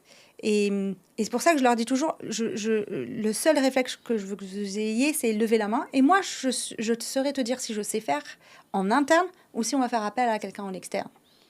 Et pour moi, mon métier, c'est juste d'avoir un éventail de solutions. Et parfois, j'ai pas la personne dont ils ont besoin. Je te dis n'importe quoi, il faut un avocat en droit commercial, et je ne l'ai pas forcément, mais je vais appeler mon avocat en propriété intellectuelle qui va me dire je connais machin, et je vais leur recommander quelqu'un. Et puis parfois, avec leur réseau, ils y arrivent très bien. Parfois, trouver un chercheur sur le nucléaire, j'ai des créateurs qui ont des doctorats dans le secteur, ils vont être beaucoup plus efficaces que moi. Et parfois, moi, je les appelle parce que j'ai besoin de vérifier une information sur un brief qu'une marque m'envoie en me disant j'ai un doute sur ça. Est-ce que tu n'as pas un chercheur qui peut m'aider ou qu'est-ce que toi tu penses de ton expertise, de ton parcours à toi, tu vois, sur l'IA, j'ai Anis Ayari qui est ingénieur en IA, je suis très à l'aise de l'appeler en disant on m'a dit ça, que c'est vrai, c'est pas vrai, il le sait mieux que moi, ça fait 10 ans qu'il fait ce métier et je respecte sa compétence. Tes agents qui s'occupent individuellement des talents, ils doivent avoir un regard complet sur ce que font tous leurs talents. Comment ils font pour suivre toutes leurs vidéos, tous leurs posts, etc. S'ils en ont plusieurs, enfin, c'est une consommation énorme. C'est quoi l'exigence que tu as, toi, vis-à-vis d'eux? Alors, pour moi, c'est une évidence de regarder. Tu peux pas tout regarder, les stories, etc. Forcément, si je peux me permettre de reformuler cette question. Ouais. En gros, ma question, c'est tu dis à 5 minutes, je saurais même pas définir mon job. Mais pourtant, tu as recruté des gens et tu as dû leur définir leur job. Tu as raison. C'est en train de me dire, tu vois... Très bonne question. Non, mais je fais une réunion avec mes agents, justement, ce mois-ci, parce que je veux qu'on repose ça. Parce que j'ai vu, au fur et à mesure de l'année, où eux-mêmes viennent me voir en me disant « ça, je dois le faire ou je dois pas le faire ?» Et tu vois? Et donc, en fait, j'ai prévu de se reposer de manière collective sur c'est quoi notre métier d'agent. Et Surtout, je vais te dire pourquoi je te dis ça, je ne sais pas, parce que ce métier, il évolue à une vitesse. Oui, oui. C'est-à-dire Non, mais que toi, tous tu es les en train de 6 mois, structurer un truc exactement. qui sera plus forcément vrai. Exactement. Donc, tu vois, je me suis dit, tiens, je vais me reposer avec l'équipe. Là, c'est le mois de juillet, c'est un peu plus calme. Et c'est exactement le sujet, c'est qu'est-ce que c'est que notre métier? Et juste de leur faire parler en disant, bah, ça, moi, je considère que tu dois le faire. Ça, par contre, je considère que tu dois pas le faire. Donc, j'ai quand même des fiches de poste, c'est quand même assez clair. Ça, j'ai envie de dire, c'est mon job de veiller à ce que l'agent ou l'agente ne soit pas débordé et ait le temps de bien s'occuper de ses profils. Et c'est pour ça qu'on est 15. Parce qu'au final, tu vois, on n'est pas tout à fait à 40, on est à 36 profils. Bon, bah, ça fait 2 talents pour 15 personnes. Ils sont plutôt très bien chouchoutés, tu vois. C'est quelque chose Oui, auquel j'allais dire, par rapport à ce que je connais dans le cinéma et la télé, ça m'a l'air très... Exactement. Parce que souvent, on me dit, waouh, t'en as beaucoup. Je dis, oui, mais j'ai aussi 15 personnes et on fait que ça. Je suis pas agence de marque, je suis pas productrice. On est focus sur eux. Toi, tu as complètement abandonné ta création à toi. Ouais. Tu as complètement abandonné ton scouting de format Ouais. pour devenir chef d'entreprise. Ouais. Ça a été aussi moi, mon travail. Toi, tu as 15 talents, en fait, à gérer. Ouais, j'ai même envie de te dire, j'ai abandonné mon métier d'agente, tu vois. Et ça a été aussi, moi, ma transition de me dire, OK, en fait, je suis plus vraiment agente, je suis chef d'entreprise. Et j'ai dû faire cette mue-là aussi, moi. C'est mon travail perso, tu vois. La chance, c'est que c'est dans mon parcours de vie, c'est très cohérent parce qu'en fait, mon métier d'agente, au moment où je l'abandonne, ça fait quand même pratiquement 7 ans que je le fais. Et donc, finalement, c'est une bonne nouvelle pour moi. Et quand tu vas me poser la question du groupe Telegram, qu'est-ce qu'il vient faire dans cette histoire, c'est aussi pour accompagner cette transition. On n'y est pas encore. Non, parce que ce qui m'intéresse là, dans ça, c'est... à un moment, tu fais des arbitrages, à un moment, tu formes les gens. Oui. Donc toi, tu fais l'arbitrage de dire, attends, moi, je vais me reculer d'un talent. Je dis n'importe quoi, mais je prends Cyrus North, tu le connais depuis toujours. Tu l'as vu débuter, tu l'as vu exploser. Puis tout d'un coup, tu dois faire confiance. Et lui, il doit faire confiance à une nouvelle personne. Donc toi, tu dois expliquer avec quelqu'un dans ton équipe, voilà, il aime ça, etc. J'essaie de faire des parallèles avec des talents, des acteurs et des comédiens qui ont des agents. C'est compliqué. C'est souvent d'ailleurs le talent qui lui-même se dit, attends, je suis plus à l'aise avec telle autre personne, etc. Donc toi, tu dois nomenclaturer la transmission. Ouais. Et en même temps, tu as tous tes problèmes de chef d'entreprise qui sont la trésor, la gestion, le recrutement, etc. Ouais. Et tout ça sans réellement avoir un modèle à suivre, parce que toutes les autres agences sont en train de naître en même moment. Ouais. Tu continues de recevoir des demandes à ce moment-là, ou dans toutes ces années de créateurs qui disent moi j'aimerais rejoindre votre agence, etc. Ça arrive tout le temps. Ça arrive tout le temps. Et comment on gère ça? De plus en plus. Ouais, j'imagine que... dire non, c'est dur, c'est très très dur. Encore plus pour les femmes, parce que je sais que c'est plus dur pour elles, mais c'est dur. Je n'ai pas d'autre mot que de te dire, moi, à chaque fois que je dis non à un créateur ou à une créatrice, et je suis très mauvaise pour ça. Et tu vois, j'ai des équipes qui sont super, qui m'ont dit non, on n'a pas le temps. Tu vois. Mais c'est quoi la raison exacte? C'est parce qu'il faudrait recruter ou parce que ce serait pas bankable? Il y a deux choses. Parce que souvent c'est ça, c'est parce que je veux pas grandir trop vite et parce que tu l'as dit, je veux garder notre qualité de service. Et donc, j'ai besoin que les équipes aient le temps de bien faire les choses. Donc, si je leur mets plus de profils, elles vont mal faire les choses. Donc, c'est mes équipes qui me disent, on n'a pas de bande passante. Parce qu'il y a le nombre de créateurs que tu as, mais tu as aussi tes créateurs qui grandissent et qui prennent de plus en plus de bande passante parce que tu fais bien ton travail. Et donc là, tu vois, je vais recruter... j'ai un poste qui est ouvert d'agent ou d'agente, mais c'est pas tant pour prendre plus de créateurs, c'est aussi pour alléger la charge de travail parce que j'ai des créateurs qui ont énormément grossi. Donc, c'est une super nouvelle. Mais ils prennent plus de temps à la personne qui les avait en charge, tu vois. Donc, c'est là où ton rôle de chef d'entreprise, c'est d'avoir un temps d'avance tout le temps et d'avoir cette vision globale, de dire, OK, là, je peux continuer, là on arrête, là, il faut recruter. Est-ce que tu as les moyens? Est-ce que tu ne recrutes pas plus vite que ce que tu n'as les capacités financières? Et ce jeu-là, ça, pour moi, c'est vraiment... un entrepreneur de base. Je pense que tout le monde a cet enjeu-là dans une entreprise. C'est la question que n'importe quel chef d'entreprise se pose constamment. Tu cherches quelle qualité chez un agent, toi, quand tu recrutes? Je cherche la qualité d'écoute, la qualité de savoir raconter des histoires. Je pense que l'empathie est important, tu vois, dans ce métier. Et j'ai besoin qu'il aime ce qu'il va défendre.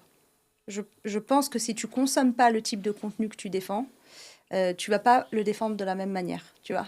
C'est plus important que, selon toi, que la connaissance technique des réseaux, de la valeur Aucun doute. de la valeur des métriques, etc. Mais c'est pour ça que j'ai embauché des gens qui venaient pas de l'influence au départ.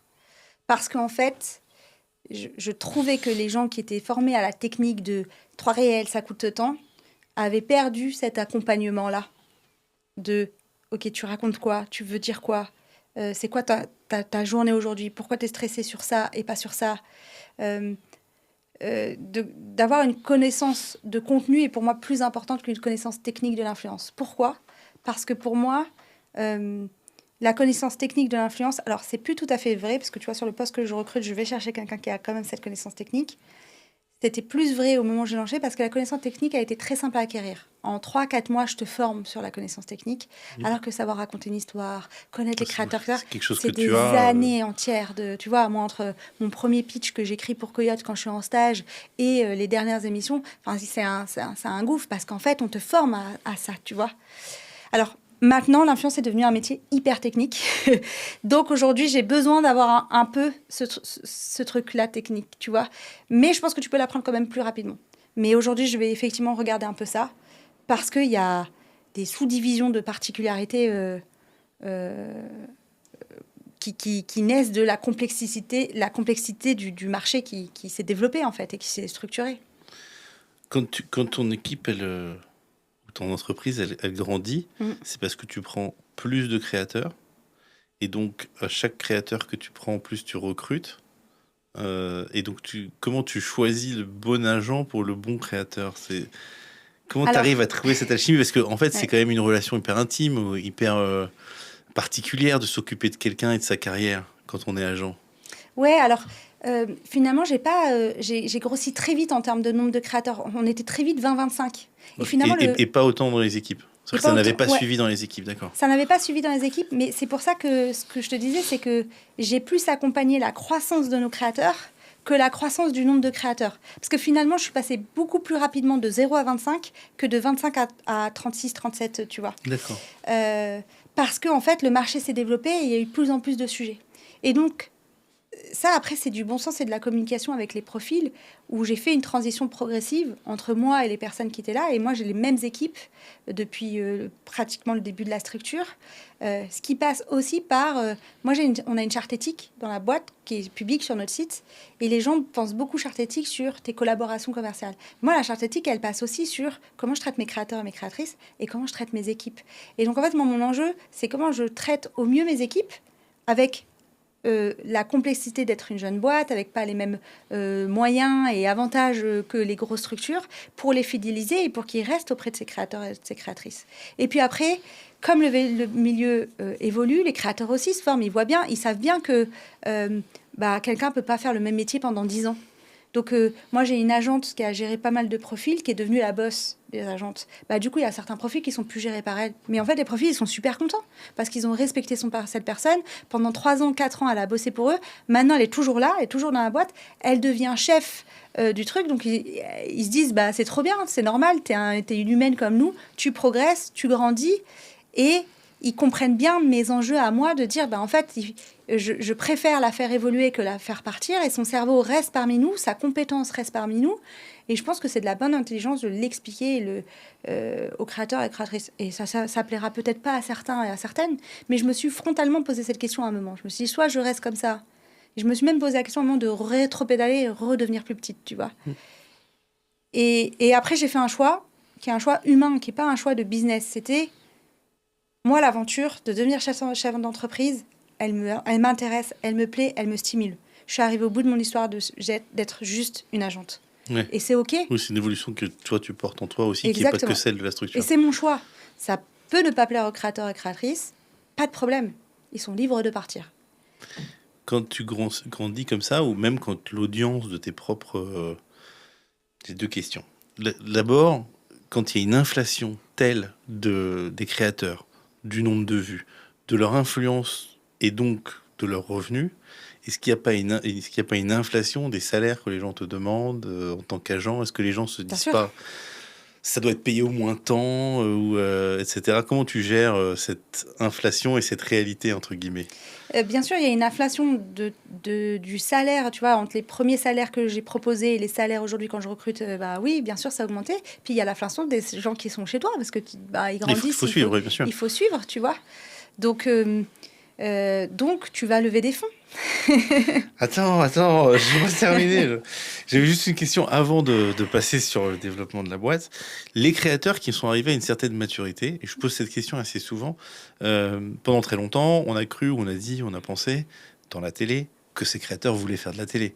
Maintenant, d'abord à l'époque c'était pas forcément vrai, mais en plus Non, maintenant c'est toujours pas non, spécialement pas vrai. du Mais tout, est-ce ouais. que tu en as qui te disent j'aimerais me diversifier à minima, aller soit vers de la télé, soit vers du cinéma, soit faire d'autres choses, et comment tu accompagnes ces choix, ces envies d'aller chercher des revenus ailleurs que juste dans leur création? Alors, la différence, c'est qu'aujourd'hui, les caméras sont braquées sur nous, sur notre secteur. La vérité, c'est que je l'ai fait depuis J1 de ma boîte. J'ai toujours fait des livres, j'ai toujours travaillé avec les producteurs télé, j'ai toujours fait des émissions de radio. On a toujours fait autre chose. Pour moi, c'est une évidence. Donc, à nouveau, je retombe sur je fais du sur-mesure et en fonction de l'humain, eh ben, je vais lui dire, t'as envie de quoi? Euh, j'ai des créatrices et des créateurs qui m'ont dit bah moi j'ai envie d'écrire un livre. Ok, on va chercher le meilleur éditeur. Qu'est-ce que tu veux raconter? Moi la télé ça m'intéresse pas, mais j'avoue être chroniqueuse en radio ça me plairait. Ok, on va te chercher une place en radio. Tu pars toujours de leur désir et après notre métier de conseil. Et je pense que c'est là aussi, parfois, on a un temps d'avance sur eux, et tant mieux. C'est aussi d'avoir une vision pour eux. Parfois, ils n'ont pas la vision pour eux-mêmes. C'est plus facile d'avoir la vision pour quelqu'un d'autre que pour soi-même. Et donc, on les drive, on échange. Où je leur dis, OK, moi, dans 1 an, je te vois là, il faut qu'on commence à t'amener là. Et ça, c'est un peu le métier de stratège. Et c'est ce que j'aime le plus. C'est quelque chose que je fais encore beaucoup, moi. Tu vois, je suis plus agente au sens de leur parler quotidiennement. Par contre, je connais très bien les profils qui sont chez nous. Je continue à leur parler, on les voit, on reste une petite structure, 15 c'est beaucoup et rien à la fois. Ouais, c'est très humain quand Et même. ça, je pense que c'est aussi une compétence que moi j'ai, d'avoir la vision globale d'une carrière. Et moi, je vais aller souffler des choses aux agents, aux agentes qui sont forcément plus jeunes que moi. Et c'est là aussi ton métier de chef, tu vois, ou chef, ou en tout cas d'accompagnatrice dans le développement. Moi, ça me fait trop plaisir de voir grandir des agents et des agentes qui sont chez moi, de les voir réagir super bien dans des situations, donner des trop bons conseils. Alors, ils ont parfois pris mes défauts que j'essaye de corriger en disant alors attendez, moi je vous ai appris comme ça, mais en fait, avec du recul, c'est pas comme ça qu'on doit le faire. Et ils grandissent. Et parfois, moi je dis toujours à mes agents et aux agentes la même chose que créateurs, c'est vous devez pas résoudre tous les problèmes, mais par contre, vous devez voir tous les problèmes. Et quand vous savez pas le résoudre, il y a des gens auprès de qui vous devez vous tourner. Donc moi, On va dire responsables de lever la pôle. main s'il y a quelque chose qui Exactement. va Et pas, ben, et c'est au la même moins chose pour on verra. pour nos équipes. Et on va penser collectivement. Et moi, je vais leur dire, bah, moi, j'ai déjà eu ce problème, voilà ce que je ferai. Et aujourd'hui, mon travail, c'est répondre toute la journée à des problématiques de mes équipes sur des problématiques qu'ils ont avec des créateurs. Et après, on fait des points annuels avec des points annuels réguliers avec des créateurs. Et moi, je leur parle. Et moi, aujourd'hui, je parle avec les producteurs, les éditeurs, et je vois et j'écoute, et après, j'essaye de faire les matchs. En fait, on fait des matchs. Mais... Avant de parler de l'expansion de l'entreprise, je voudrais pousser un peu le truc sur Ouais. YouTube, ses formats, et ce que toi tu connais, c'est-à-dire les mécaniques éditoriales, les formats télévisuels de l'époque, qui fonctionnent le mieux, et essayer au travers de ton catalogue, quel type de narration fonctionne le mieux? Qu'est-ce qui fait que certains cartonnent et d'autres sont jamais vus? Comment toi tu flaires en fait la qualité des gens? Toi ou tes agents d'ailleurs. Ouais. C'est dur parce que j'ai encore du mal à mettre des mots là-dessus. Il y a un truc très instinctif là-dessus, tu vois, aussi, je pense que j'ai consommé tellement de contenu, mais effectivement, je pense à un profil, je pense à Estherium, tu vois, quand je la regarde, je me dis, cette meuf, elle a un truc. Elle a un truc devant la caméra, la façon dont elle raconte son histoire, sa structure de son storytelling.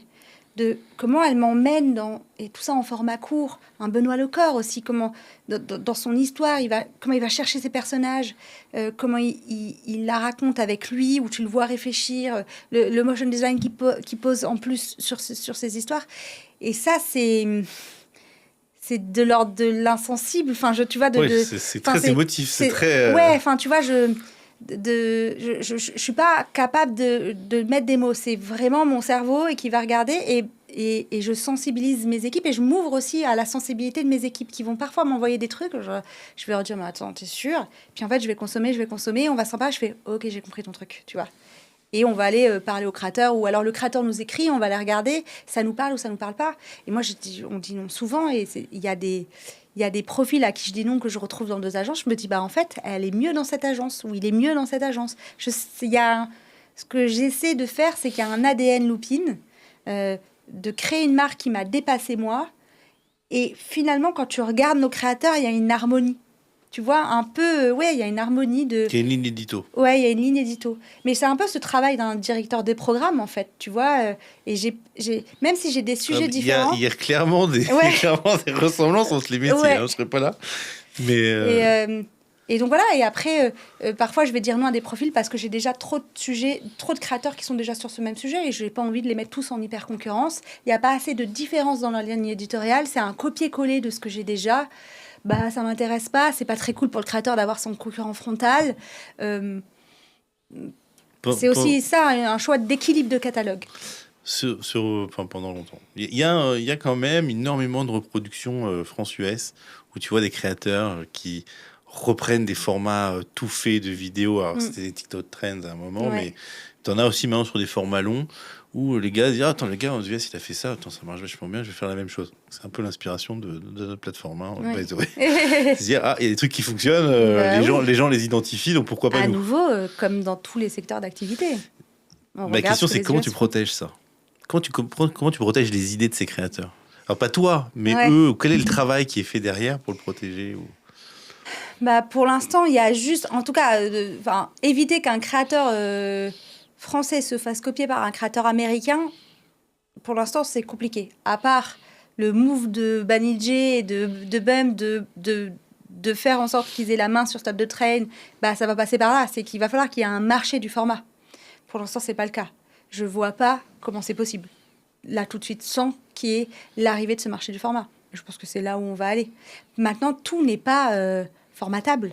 Et même avec le même créateur, je pense à Cyrus, il y a des formats à lui qui sont pas du tout formatables. Ou Tanguy, ce qu'il fait, tu peux pas le protéger. Je veux dire, faire une installation pour t'expliquer comment s'occuper de ta tortue, à quel moment tu veux le protéger.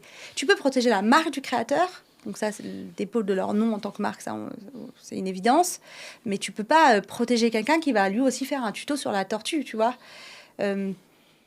Ça sera jamais protégeable. Il y a une minorité de choses qui émergent qui vont être protégeables. Ça va commencer par le top du divertissement. Avant que ça me concerne, il va se passer quelques années. Moi, j'arrive toujours après le top 1 du divertissement. Le gaming et le divertissement ouvrent des portes et après, on s'intéresse à nous puisque nos audiences sont un peu inférieures à ça.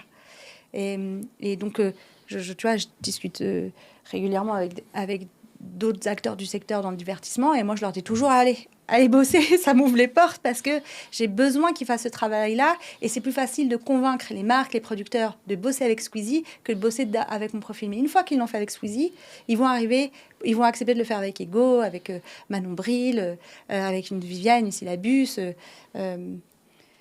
Alors, je pense que ça va s'accélérer. De ce que je ressens, je vois à quel point ça s'accélère. Ça s'accélère parce qu'il y a plein d'acteurs qui ne peuvent pas faire que du divertissement et du gaming. Et c'est comme ça que ma boîte est née. C'est parce que il y a plein de marques qui se sont dit, je veux faire de l'influence. Par contre, moi, je produis de l'éolien. Avec Squeezie, je ne sais pas trop ce que je vais raconter. Mais par contre, avec un balade mental ou une vulgarisation en sciences, là, avec Viviane Syllabus, je sais ce que je peux faire. Et donc, comme j'ai ce marché-là qui est arrivé, moi, j'avais des créateurs qui avaient grossi, qui avaient donc besoin de financement, et des marques qui avaient des choses à dire. Et donc, tu as un time to market qui est parfait, puisque tu as la rencontre des deux. Et là, ta boîte, elle peut naître parce que tu es au bon moment. Il y a de l'argent qui arrive. Et toi, tu es identifié au milieu de ça, on va dire, tiens, eux, ils sont pour ça. Exactement. Enfin, au début, non. J'ai beaucoup démarché. Aujourd'hui, on a la chance, les gens viennent à nous, mais j'ai fait les 3 premières années de ma boîte, j'y suis allée, j'ai travaillé beaucoup, nuit et jour. Ah non, mais Non, mais je le dis pas pour toi, je le dis aussi parce que je pense qu'aujourd'hui, on a un truc dans la créateur économie où c'est facile, et ils gagnent des milliers d'euros. Non, on est des jeunes structures et en même temps, on est plus si jeune que ça, quoi. C'est quoi la taille du chiffre d'affaires d'une agence comme Lopine? Alors ça, je communique pas sur mon chiffre d'affaires. Je peux te donner C'est quoi le revenu alors Non, je vais juste te dire, j'ai pas encore passé la barre de 10 millions d'euros, qui serait un peu mon objectif. Ok, donc on est dans la PME. Donc c'est plusieurs millions d'euros. Sachant qu'on parle de commission... De volume d'affaires. Ouais, c'est du volume, c'est-à-dire que c'est le business au global et toi, dedans, il y a ce que tu te payes. Ouais. C'est la course Uber moins le chauffeur Uber. Ouais. D'accord. Tout à fait. Parce que justement, dans cette industrie, et avant de parler de Telegram, il y a CIA qui vient d'annoncer un fonds pour investir à tout va ou dans tous les sens là-dedans.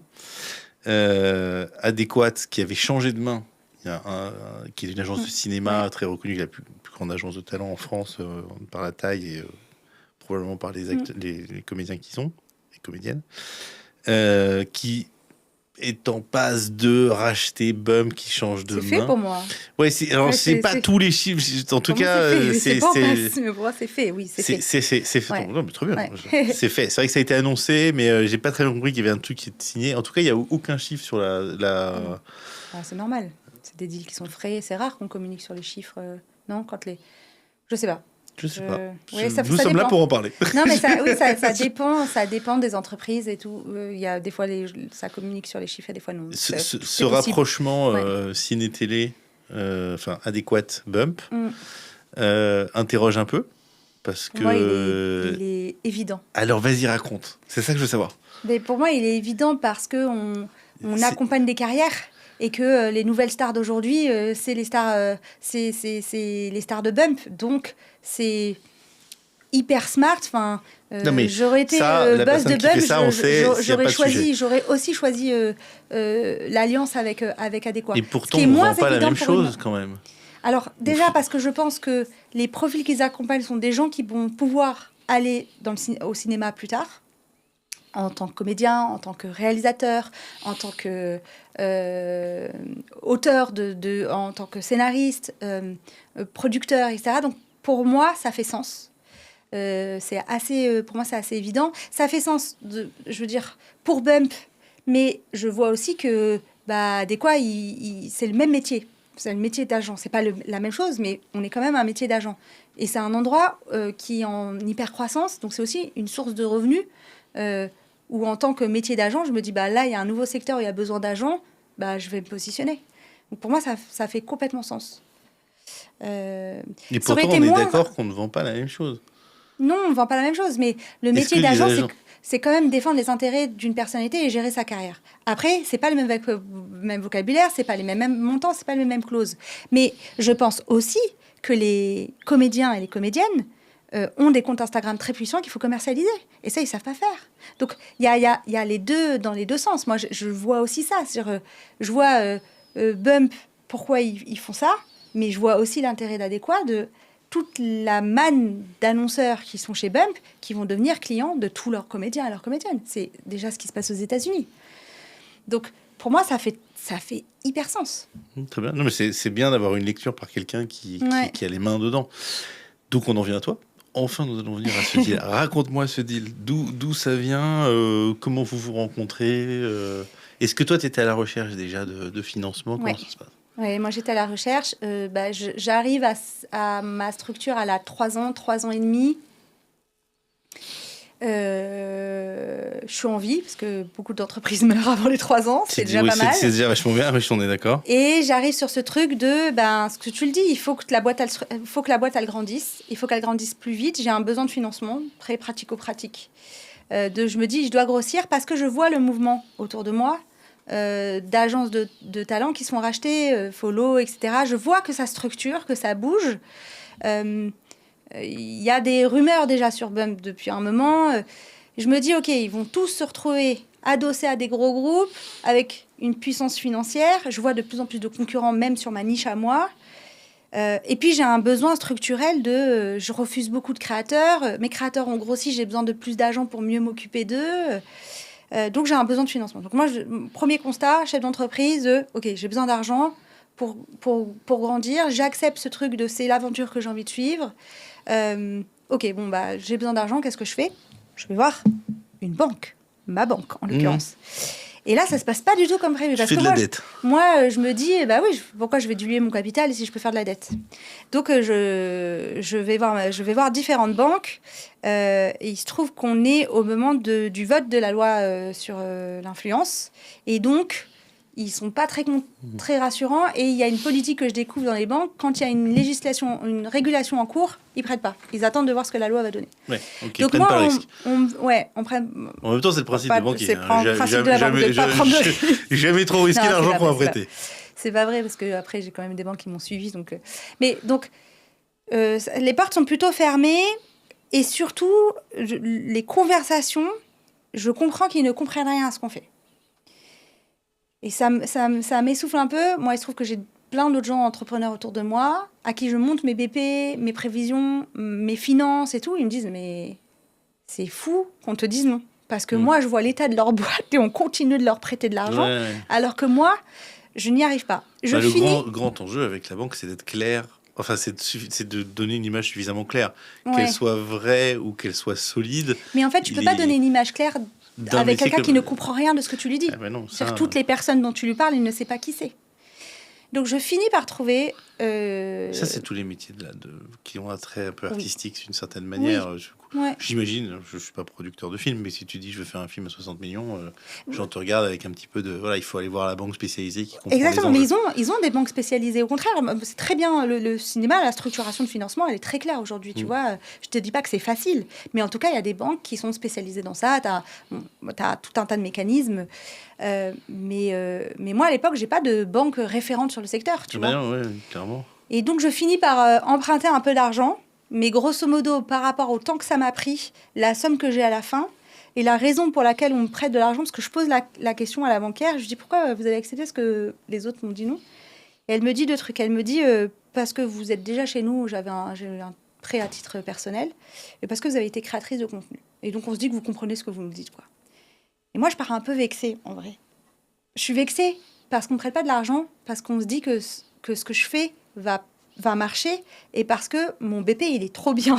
Non. Et donc, oui, mais à la limite, il parie sur toi quand même. Oui. Il parie sur toi, la personne. Exactement. Mais j'ai eu quand même un petit truc je me suis dit, bon, bref. Mais ils m'ont fait confiance. Et ce prêt-là, moi, m'a permis quand même de réinjecter et de continuer ma croissance, de prendre des bureaux, etc. Donc, ce prêt m'a été hyper utile. Tu vois, j'arrive au bout de ce prêt. Mais donc, cette première aventure de quand je commence à chercher de l'argent, elle est un peu compliquée.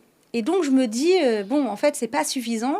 Et je vois que ça s'accélère encore autour de moi, qu'on la demande. Et je me dis, en fait, en parlant un peu, en me faisant conseiller, on me dit, mais en fait, tu as besoin de beaucoup plus que ce que tu as pris là. Et c'est ça ta problématique. Donc, il faut que tu lèves de l'argent. Donc là, je me dis, OK, bon, je dois lever de l'argent.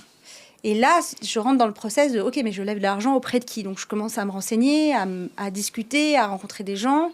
Je fais très vite le choix de, je ne vais pas lever de l'argent auprès de fonds d'investissement parce qu'ils ont une logique très héroïste et à juste titre, ils mettent pour ressortir et faire des coups et aller très fort, très vite. Et c'était moins ce que j'avais envie de faire. Et surtout, je pense, parce qu'il y a moi, il y a l'humain et il y a ma boîte. Et j'essaye toujours d'aligner les deux intérêts qui peuvent être opposés parfois. Et je trouvais que l'objet Loopin ne méritait pas un truc d'accélération très, très rapide.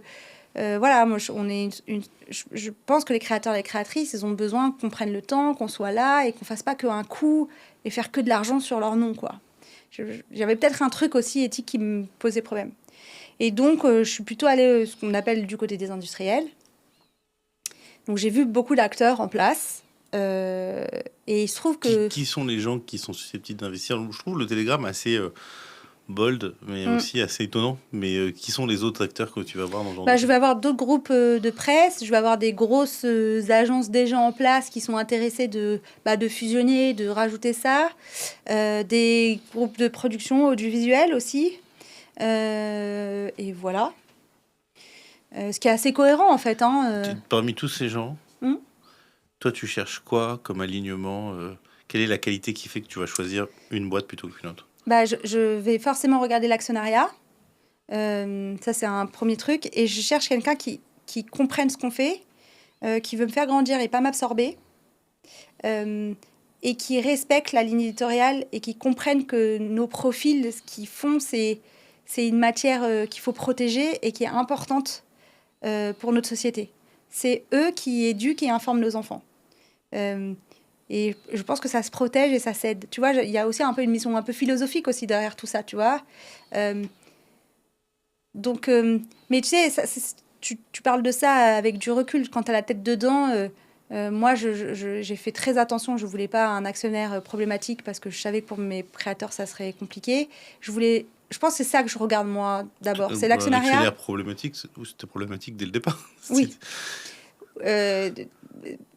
T'as des gens qui ont des parcours plus ou moins problématiques, tu vois. Il y a des investisseurs sur la place de Paris où tu sais très bien pour qui ils votent et ce qu'ils pensent. Ah, tu vois, c'est ça que je veux dire. Ah oui, d'accord. Tu voulais non, parce que j'entends. Évidemment, tu voulais pas quelqu'un avec des dossiers, tu voulais pas des trucs Exactement. compliqués à gérer. Non, et puis surtout, je voulais quelqu'un enfin, des gens qui pensent comme moi, en tout cas, enfin, qui comprennent ce qu'on défend comme valeur dans la société. Et puis, moi, je cherche aussi quelqu'un qui veut faire grandir ma boîte et qui veut pas l'absorber, la détruire ou en faire quelque chose de très vite, très gros, tu vois. Ça veut dire quelqu'un qui te laisse de la gouvernance, qui te laisse la liberté de choisir encore, exactement. d'aller à ton rythme, etc. Oui. Ça, c'était vraiment... Et qui puisse, en plus de ça, potentiellement t'aider. Après, c'est quelle aide? Je pense que l'aide financière, c'est quand même le nerf de la guerre au début. Mais qui est potentiellement une synergie logique à terme, pas à court terme, parce que je pense que des synergies avec des groupes, ça se fait jamais à court terme, tu vois. Et donc, effectivement, je vois plusieurs personnes. Il se trouve qu'à ce moment-là, il y a une grosse banque aussi avec qui j'échange, qui commence à comprendre et qui me dit, potentiellement... la somme que tu voulais, on est prête à te la prêter. Donc, il y a eu aussi cet enjeu, aussi à un moment, de dire, bon, est-ce que finalement, je repars pas sur de la dette, etc. Et en fait, le télégramme arrive vraiment au bon moment et c'est eux qui sont venus m'écrire.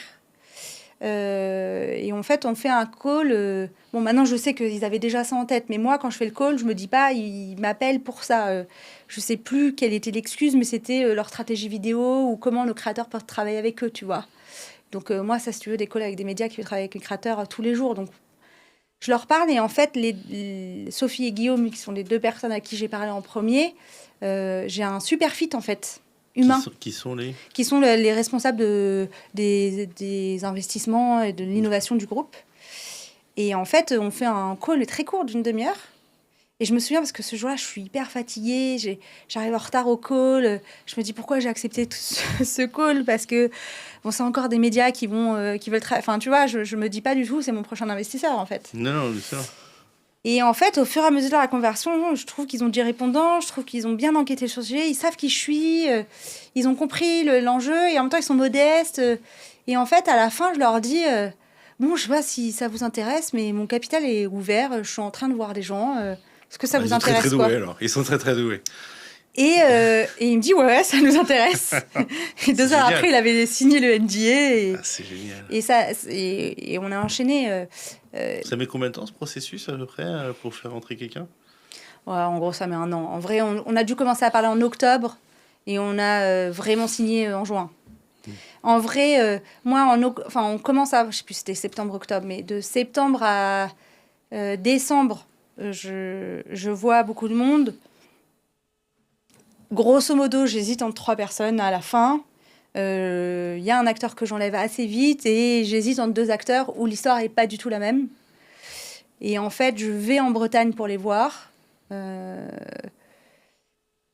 je passe une journée avec eux. Je rencontre Édouard Coudurier, qui est le propriétaire du groupe Telegram. Et en fait, je pense aussi, je les challenge. On reparle avec Jean-Baptiste, qui est maintenant le DG du groupe. Et voilà, bon, pour tout un tas de raisons, je décide de partir avec eux. Et on rentre dans une négociation qu'on appelle exclusive à partir de janvier. Et après, il y a l'audit de leur part pour vérifier que tu n'as pas menti sur ce que tu as dit. Donc ça prend 3-4 mois. Et après, il y a les avocats qui se parlent. Là, c'est long. du côté de l'entrepreneur. Avec, moi, j'ai une agilité différente de la leur, forcément. Pendant ce temps-là, toi, tu dois quand même assurer le quotidien. Tu dois faire tourner Ouais. Et t'as puis, pas de problème de cash à ce moment-là? Non, moi, c'était pas du tout genre, il faudrait que ça se fasse non, vite. moi, j'ai eu une seule fois un problème de cash dans mon parcours d'entrepreneur. C'était vraiment au début. La boîte devait avoir 1 an et demi. Parce qu'il faut savoir que moi, j'avance aussi l'argent des créateurs et créatrices. Comment ça t'avance? En fait, les marques nous payent à 60 jours, mais moi, les créateurs, je les paye dans un délai beaucoup plus court. C'est-à-dire que je paye avant que les marques me payent. Donc, en plus, tu prends le risque d'où cette notion de BFR. Ah ouais, parce que là, tu te mets carrément dedans. Donc voilà, il y a des règles, je le fais pas systématiquement, je le fais pas quand c'est certaines sommes, je vais pas pouvoir avancer. Mais le petit flot, et puis après, en fonction des créateurs, parce que j'ai des créateurs qui ont eux aussi des BFR plus importants parce que leur prod coûte plus cher. Voilà, après là, on s'arrange avec les créateurs, j'en ai qui ont des besoins de financement plus ou moins élevés. Donc certains savent que je vais les payer en 30 jours parce que j'aide les autres en les payant en 5 jours, tu vois. Donc non, ça, j'avais la chance de ne pas avoir de problème de trésorerie. Et pour l'avoir vécu une fois où vraiment, il restait, 6 000 euros, je crois, sur le compte, et tu as les salaires qui arrivent, et tu sais que 6 000 euros, ça ne couvre pas beaucoup de salaire. Et j'ai eu beaucoup de chance parce qu'on a fait un incubateur qui s'appelle Wilco. Et en fait, on a eu cet incubateur, et dans cet incubateur, il y avait un prêt. En fait, quand on l'avait, il y avait un prêt appuyé par la BPI, un prêt à taux zéro. Et je me souviens avoir des échanges avec Wilco en disant, et là, il faut que l'argent il arrive, en fait.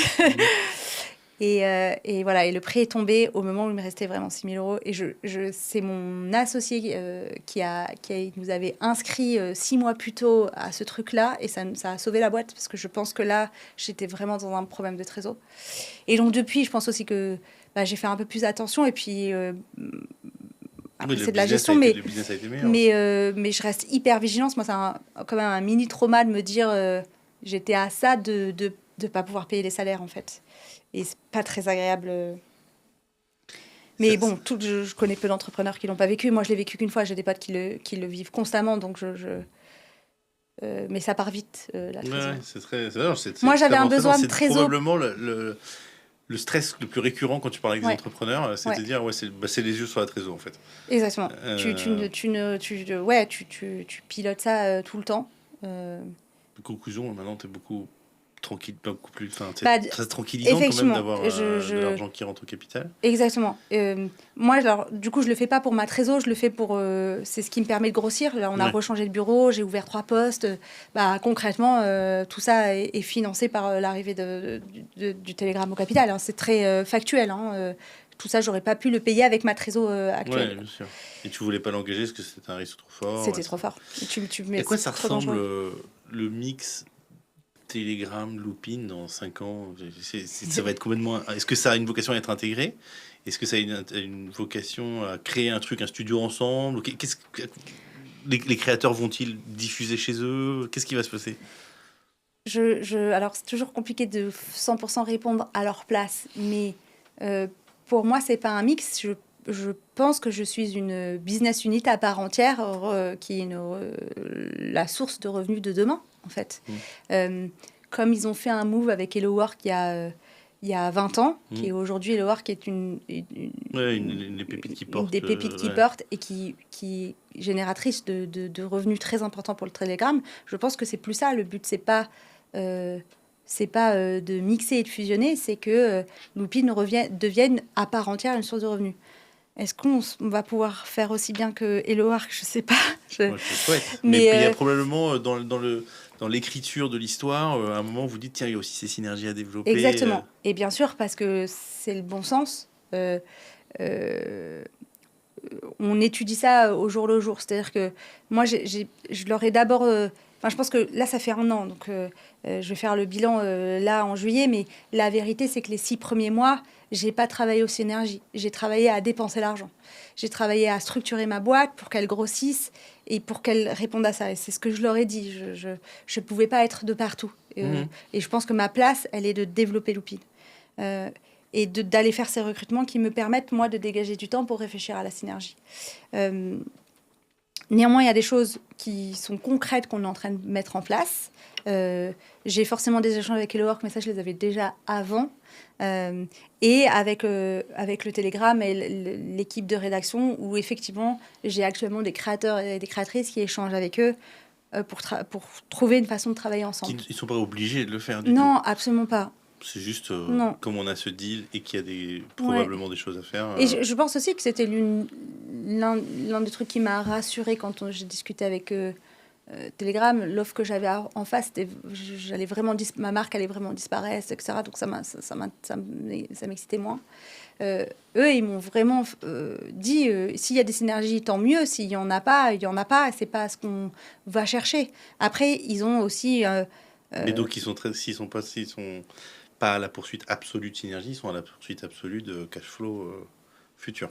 Futur, mais pas dans 2 ans. Non. Après, et ce qui est aussi plus confortable dans... moi, dans ma posture d'entreprise, c'est qu'ils ont... leur but, eux, c'est d'aller dans un secteur... C'est d'être présent sur l'un des secteurs économiques qui est en hyper-croissance et porteur pour les années qui arrivent. Et effectivement, je pense que ça aurait été une folie qu'un groupe pareil n'ait pas un acteur sur la créateur économie, en fait. Parce qu'en fait, nos créateurs et nos créatrices sont des médias à part entière. Et en fait, moi, des télégrammes, j'en ai 30, en fait. Mmh. Alors, pas à la même échelle, pas du tout les mêmes équipes. Pas la même chose, mais ils ont aussi cette vision ils ont bien conscience que ces créateurs sont des médias en part entière et qu'ils vont tous grossir. Voilà. Après, il y a des synergies parce que il y a le groupe Telegram, mais ce groupe, il est très grand. Donc, il y a la branche emploi et formation, et il y a aussi la branche événementielle. Ils sont très présents dans l'événementiel, dans le sport, dans la musique, où là aussi, d'aller travailler à ce que les créateurs et les créatrices reviennent dans la vie réelle et à des événements dans la vie réelle, je pense qu'il va y avoir beaucoup de passerelles dans les années qui vont arriver. Au sein de Loopin, on a accompagné Manon Bril, qui est une créatrice autour de l'histoire, qui a lancé un festival qui s'appelle le Culture Fest depuis 5 ans, maintenant 4 ans. Et c'est 4000 personnes sur 2 jours. Et c'est financé à 80% par du partenariat privé qu'on gère chez Loopin. Le reste, c'est de la billetterie. On n'a aucune subvention. Et ça, c'est un festival né de toutes pièces. Quand elle l'a lancé, ma structure était hyper jeune. Aujourd'hui, elle viendra avec ça. Je pourrais lui dire, je peux t'accompagner sur la partie événementielle. Là, elle s'est débrouillée, nos contacts, etc. Alors, je suis hyper fière parce que ce qu'on a fait, c'est fou. Accueillir 4000 personnes, il y a 70 créateurs, créatrices sur scène pour parler de la culture de manière... c'est le festival de la culture détendue. Tout ça en le finançant, tu vois, avec des privés. Mais aujourd'hui, si Manon arrivait avec ce projet, je pourrais l'accompagner de manière beaucoup plus vite et structurée, quoi. Est-ce que l'arrivée de Telegram, enfin, on va formuler ça plutôt, est-ce que Loopin, ça va passer de 40 à 80 ? Est-ce que c'est ça l'objectif ? L'objectif, c'est de grandir. Ouais. J'aime pas mettre des chiffres. Non, mais est-ce que c'est... Oui, l'objectif, c'est de grandir, clairement. Moi, je pense que de toute façon, si tu grandis pas, tu meurs. Parce que avoir une taille structurelle de marché, aujourd'hui, est indispensable. Parce qu'il y a une hyper-concurrence. Aujourd'hui, on est leader, on est très bien identifié sur ce qu'on fait. Le but, c'est de le rester. Et si je ne prends pas la place, quelqu'un d'autre la prendra. Donc oui, bien sûr que le but, c'est de grossir et de grandir et de faire x2 sans problème, oui, bien sûr. Et c'est pour ça que je suis allée chercher. C'est parce que je savais qu'il fallait que j'atteigne une certaine taille structurelle, parce qu'il y a un besoin côté créateur, parce qu'il y a un besoin côté marque, parce que je pense qu'il y a quelque chose que je n'avais pas du tout vu quand j'ai monté la boîte. Moi, je m'étais dit, on est un partenaire dans la carrière d'un créateur à un moment. C'est-à-dire qu'à un moment, le créateur, il est tout seul. Il passe en agence au moment où il n'a plus le temps de gérer ses collaborations commerciales. Il a besoin de se remettre sur la création de contenu. Et puis, à un moment, il va générer tellement d'argent qu'il va embaucher quelqu'un et le gérer lui-même en interne. Ce qui paraît assez logique. Donc, pour moi, j'étais là, on va les accompagner 2-3 ans et puis c'est pas grave, tu vois, je suis une fenêtre. Et ça, je me suis trompée. Il y a plein de raisons. Tu t'es trompée ou tu as changé l'histoire ? Non, je me suis trompée parce que j'ai pas vu le marché changer. En fait, il y a tellement de créateurs et créatrices de contenu que les marques, aujourd'hui, ont plus le temps d'aller contacter un à un les créateurs et les créatrices. Et elles ont besoin d'acteurs qui font la curation et qui les aident. En fait, un agent, ça leur simplifie beaucoup la vie. Ils sont sûrs que les créateurs rendent des choses à l'heure, qu'il y a un contrat. Nous, on fait le travail de validation. Et donc, on est devenu beaucoup plus important. Et les marques vont plus s'adresser à 4 agences qu'à 70 créateurs individuels. Et là où avant, tu pouvais vivre en tant que créateur ou créatrice sans passer par agence, ça va devenir de plus en plus difficile. Et c'est horrible parce que j'adore les créateurs indépendants et les créatrices indépendantes. Je viens de là, mais je pense que le marché va quand même aller vers là, où en fait les grosses agences de pub, qui vont avoir de plus en plus de budget pour l'influence, elles vont pas aller voir les 90 créateurs en one-to-one. Elles vont aller voir les 5 agences sur le marché, dont Loopin fait et fera partie. C'est un excellent mot de la fin. Je ne sais même pas comment tellement... C'est hyper sympa d'avoir pris un petit peu de temps avec nous pour partager tout ton parcours. J'en ai encore plein de questions. Ouais, on fera un épisode 2. Peut-être qu'on peut faire un épisode. Peut-être tu peux venir nous raconter la suite dans quelques mois. Avec plaisir. De cette transformation. Avant de se laisser, est-ce qu'il y a un message que tu veux passer à toute cette industrie à la fois traditionnelle du cinéma de la télé qui est en train de se demander qu'est-ce qui se passe, qu'est-ce que je dois faire, et à la fois à tes créateurs, etc. Non, moi je dirais juste... je pense qu'il ne faut pas avoir peur. Je pense qu'il faut que les mondes communiquent. Je vais parler de l'UMIC, de l'Union des métiers des influenceurs et des créateurs de contenu. Je fais partie du comité exécutif. C'est la fédération professionnelle. J'ai à la fois envie de dire aux créateurs et aux créatrices de contenu qu'il y a beaucoup d'enjeux aujourd'hui. Donc il faut qu'ils rejoignent cette fédération pour qu'on soit encore plus nombreux à défendre les intérêts des créateurs et des créatrices de contenu, parce qu'il y a des négociations à l'échelle de l'Union européenne sur leur statut, parce qu'il y a des négociations en France sur les différentes taxes sur les plateformes et sur comment cet argent est redistribué avec notamment le CNC. Et je pense que l'UMIC est un bon interlocuteur pour défendre leurs intérêts. Et je vais dire aux professionnels du secteur également de venir parler avec l'UMIC pour qu'on trouve la façon de tous travailler ensemble.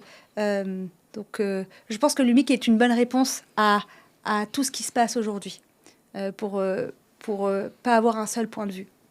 Super. J'espère que cette conversation aura lieu chez Écran Total. Merci plaisir. Infiniment de ton temps. Merci à toi. Merci de nous avoir écoutés et suivis. Si vous avez des questions, comme d'habitude, vous écrivez à rédaction@écran-total.fr. Et je vous encourage à aller regarder donc notre nouvelle plateforme verticale.écran-total.fr, dont tu as dit du bien. Donc c'est super. Ça, c'était sympa. Voilà. Merci beaucoup. Et puis, à la prochaine.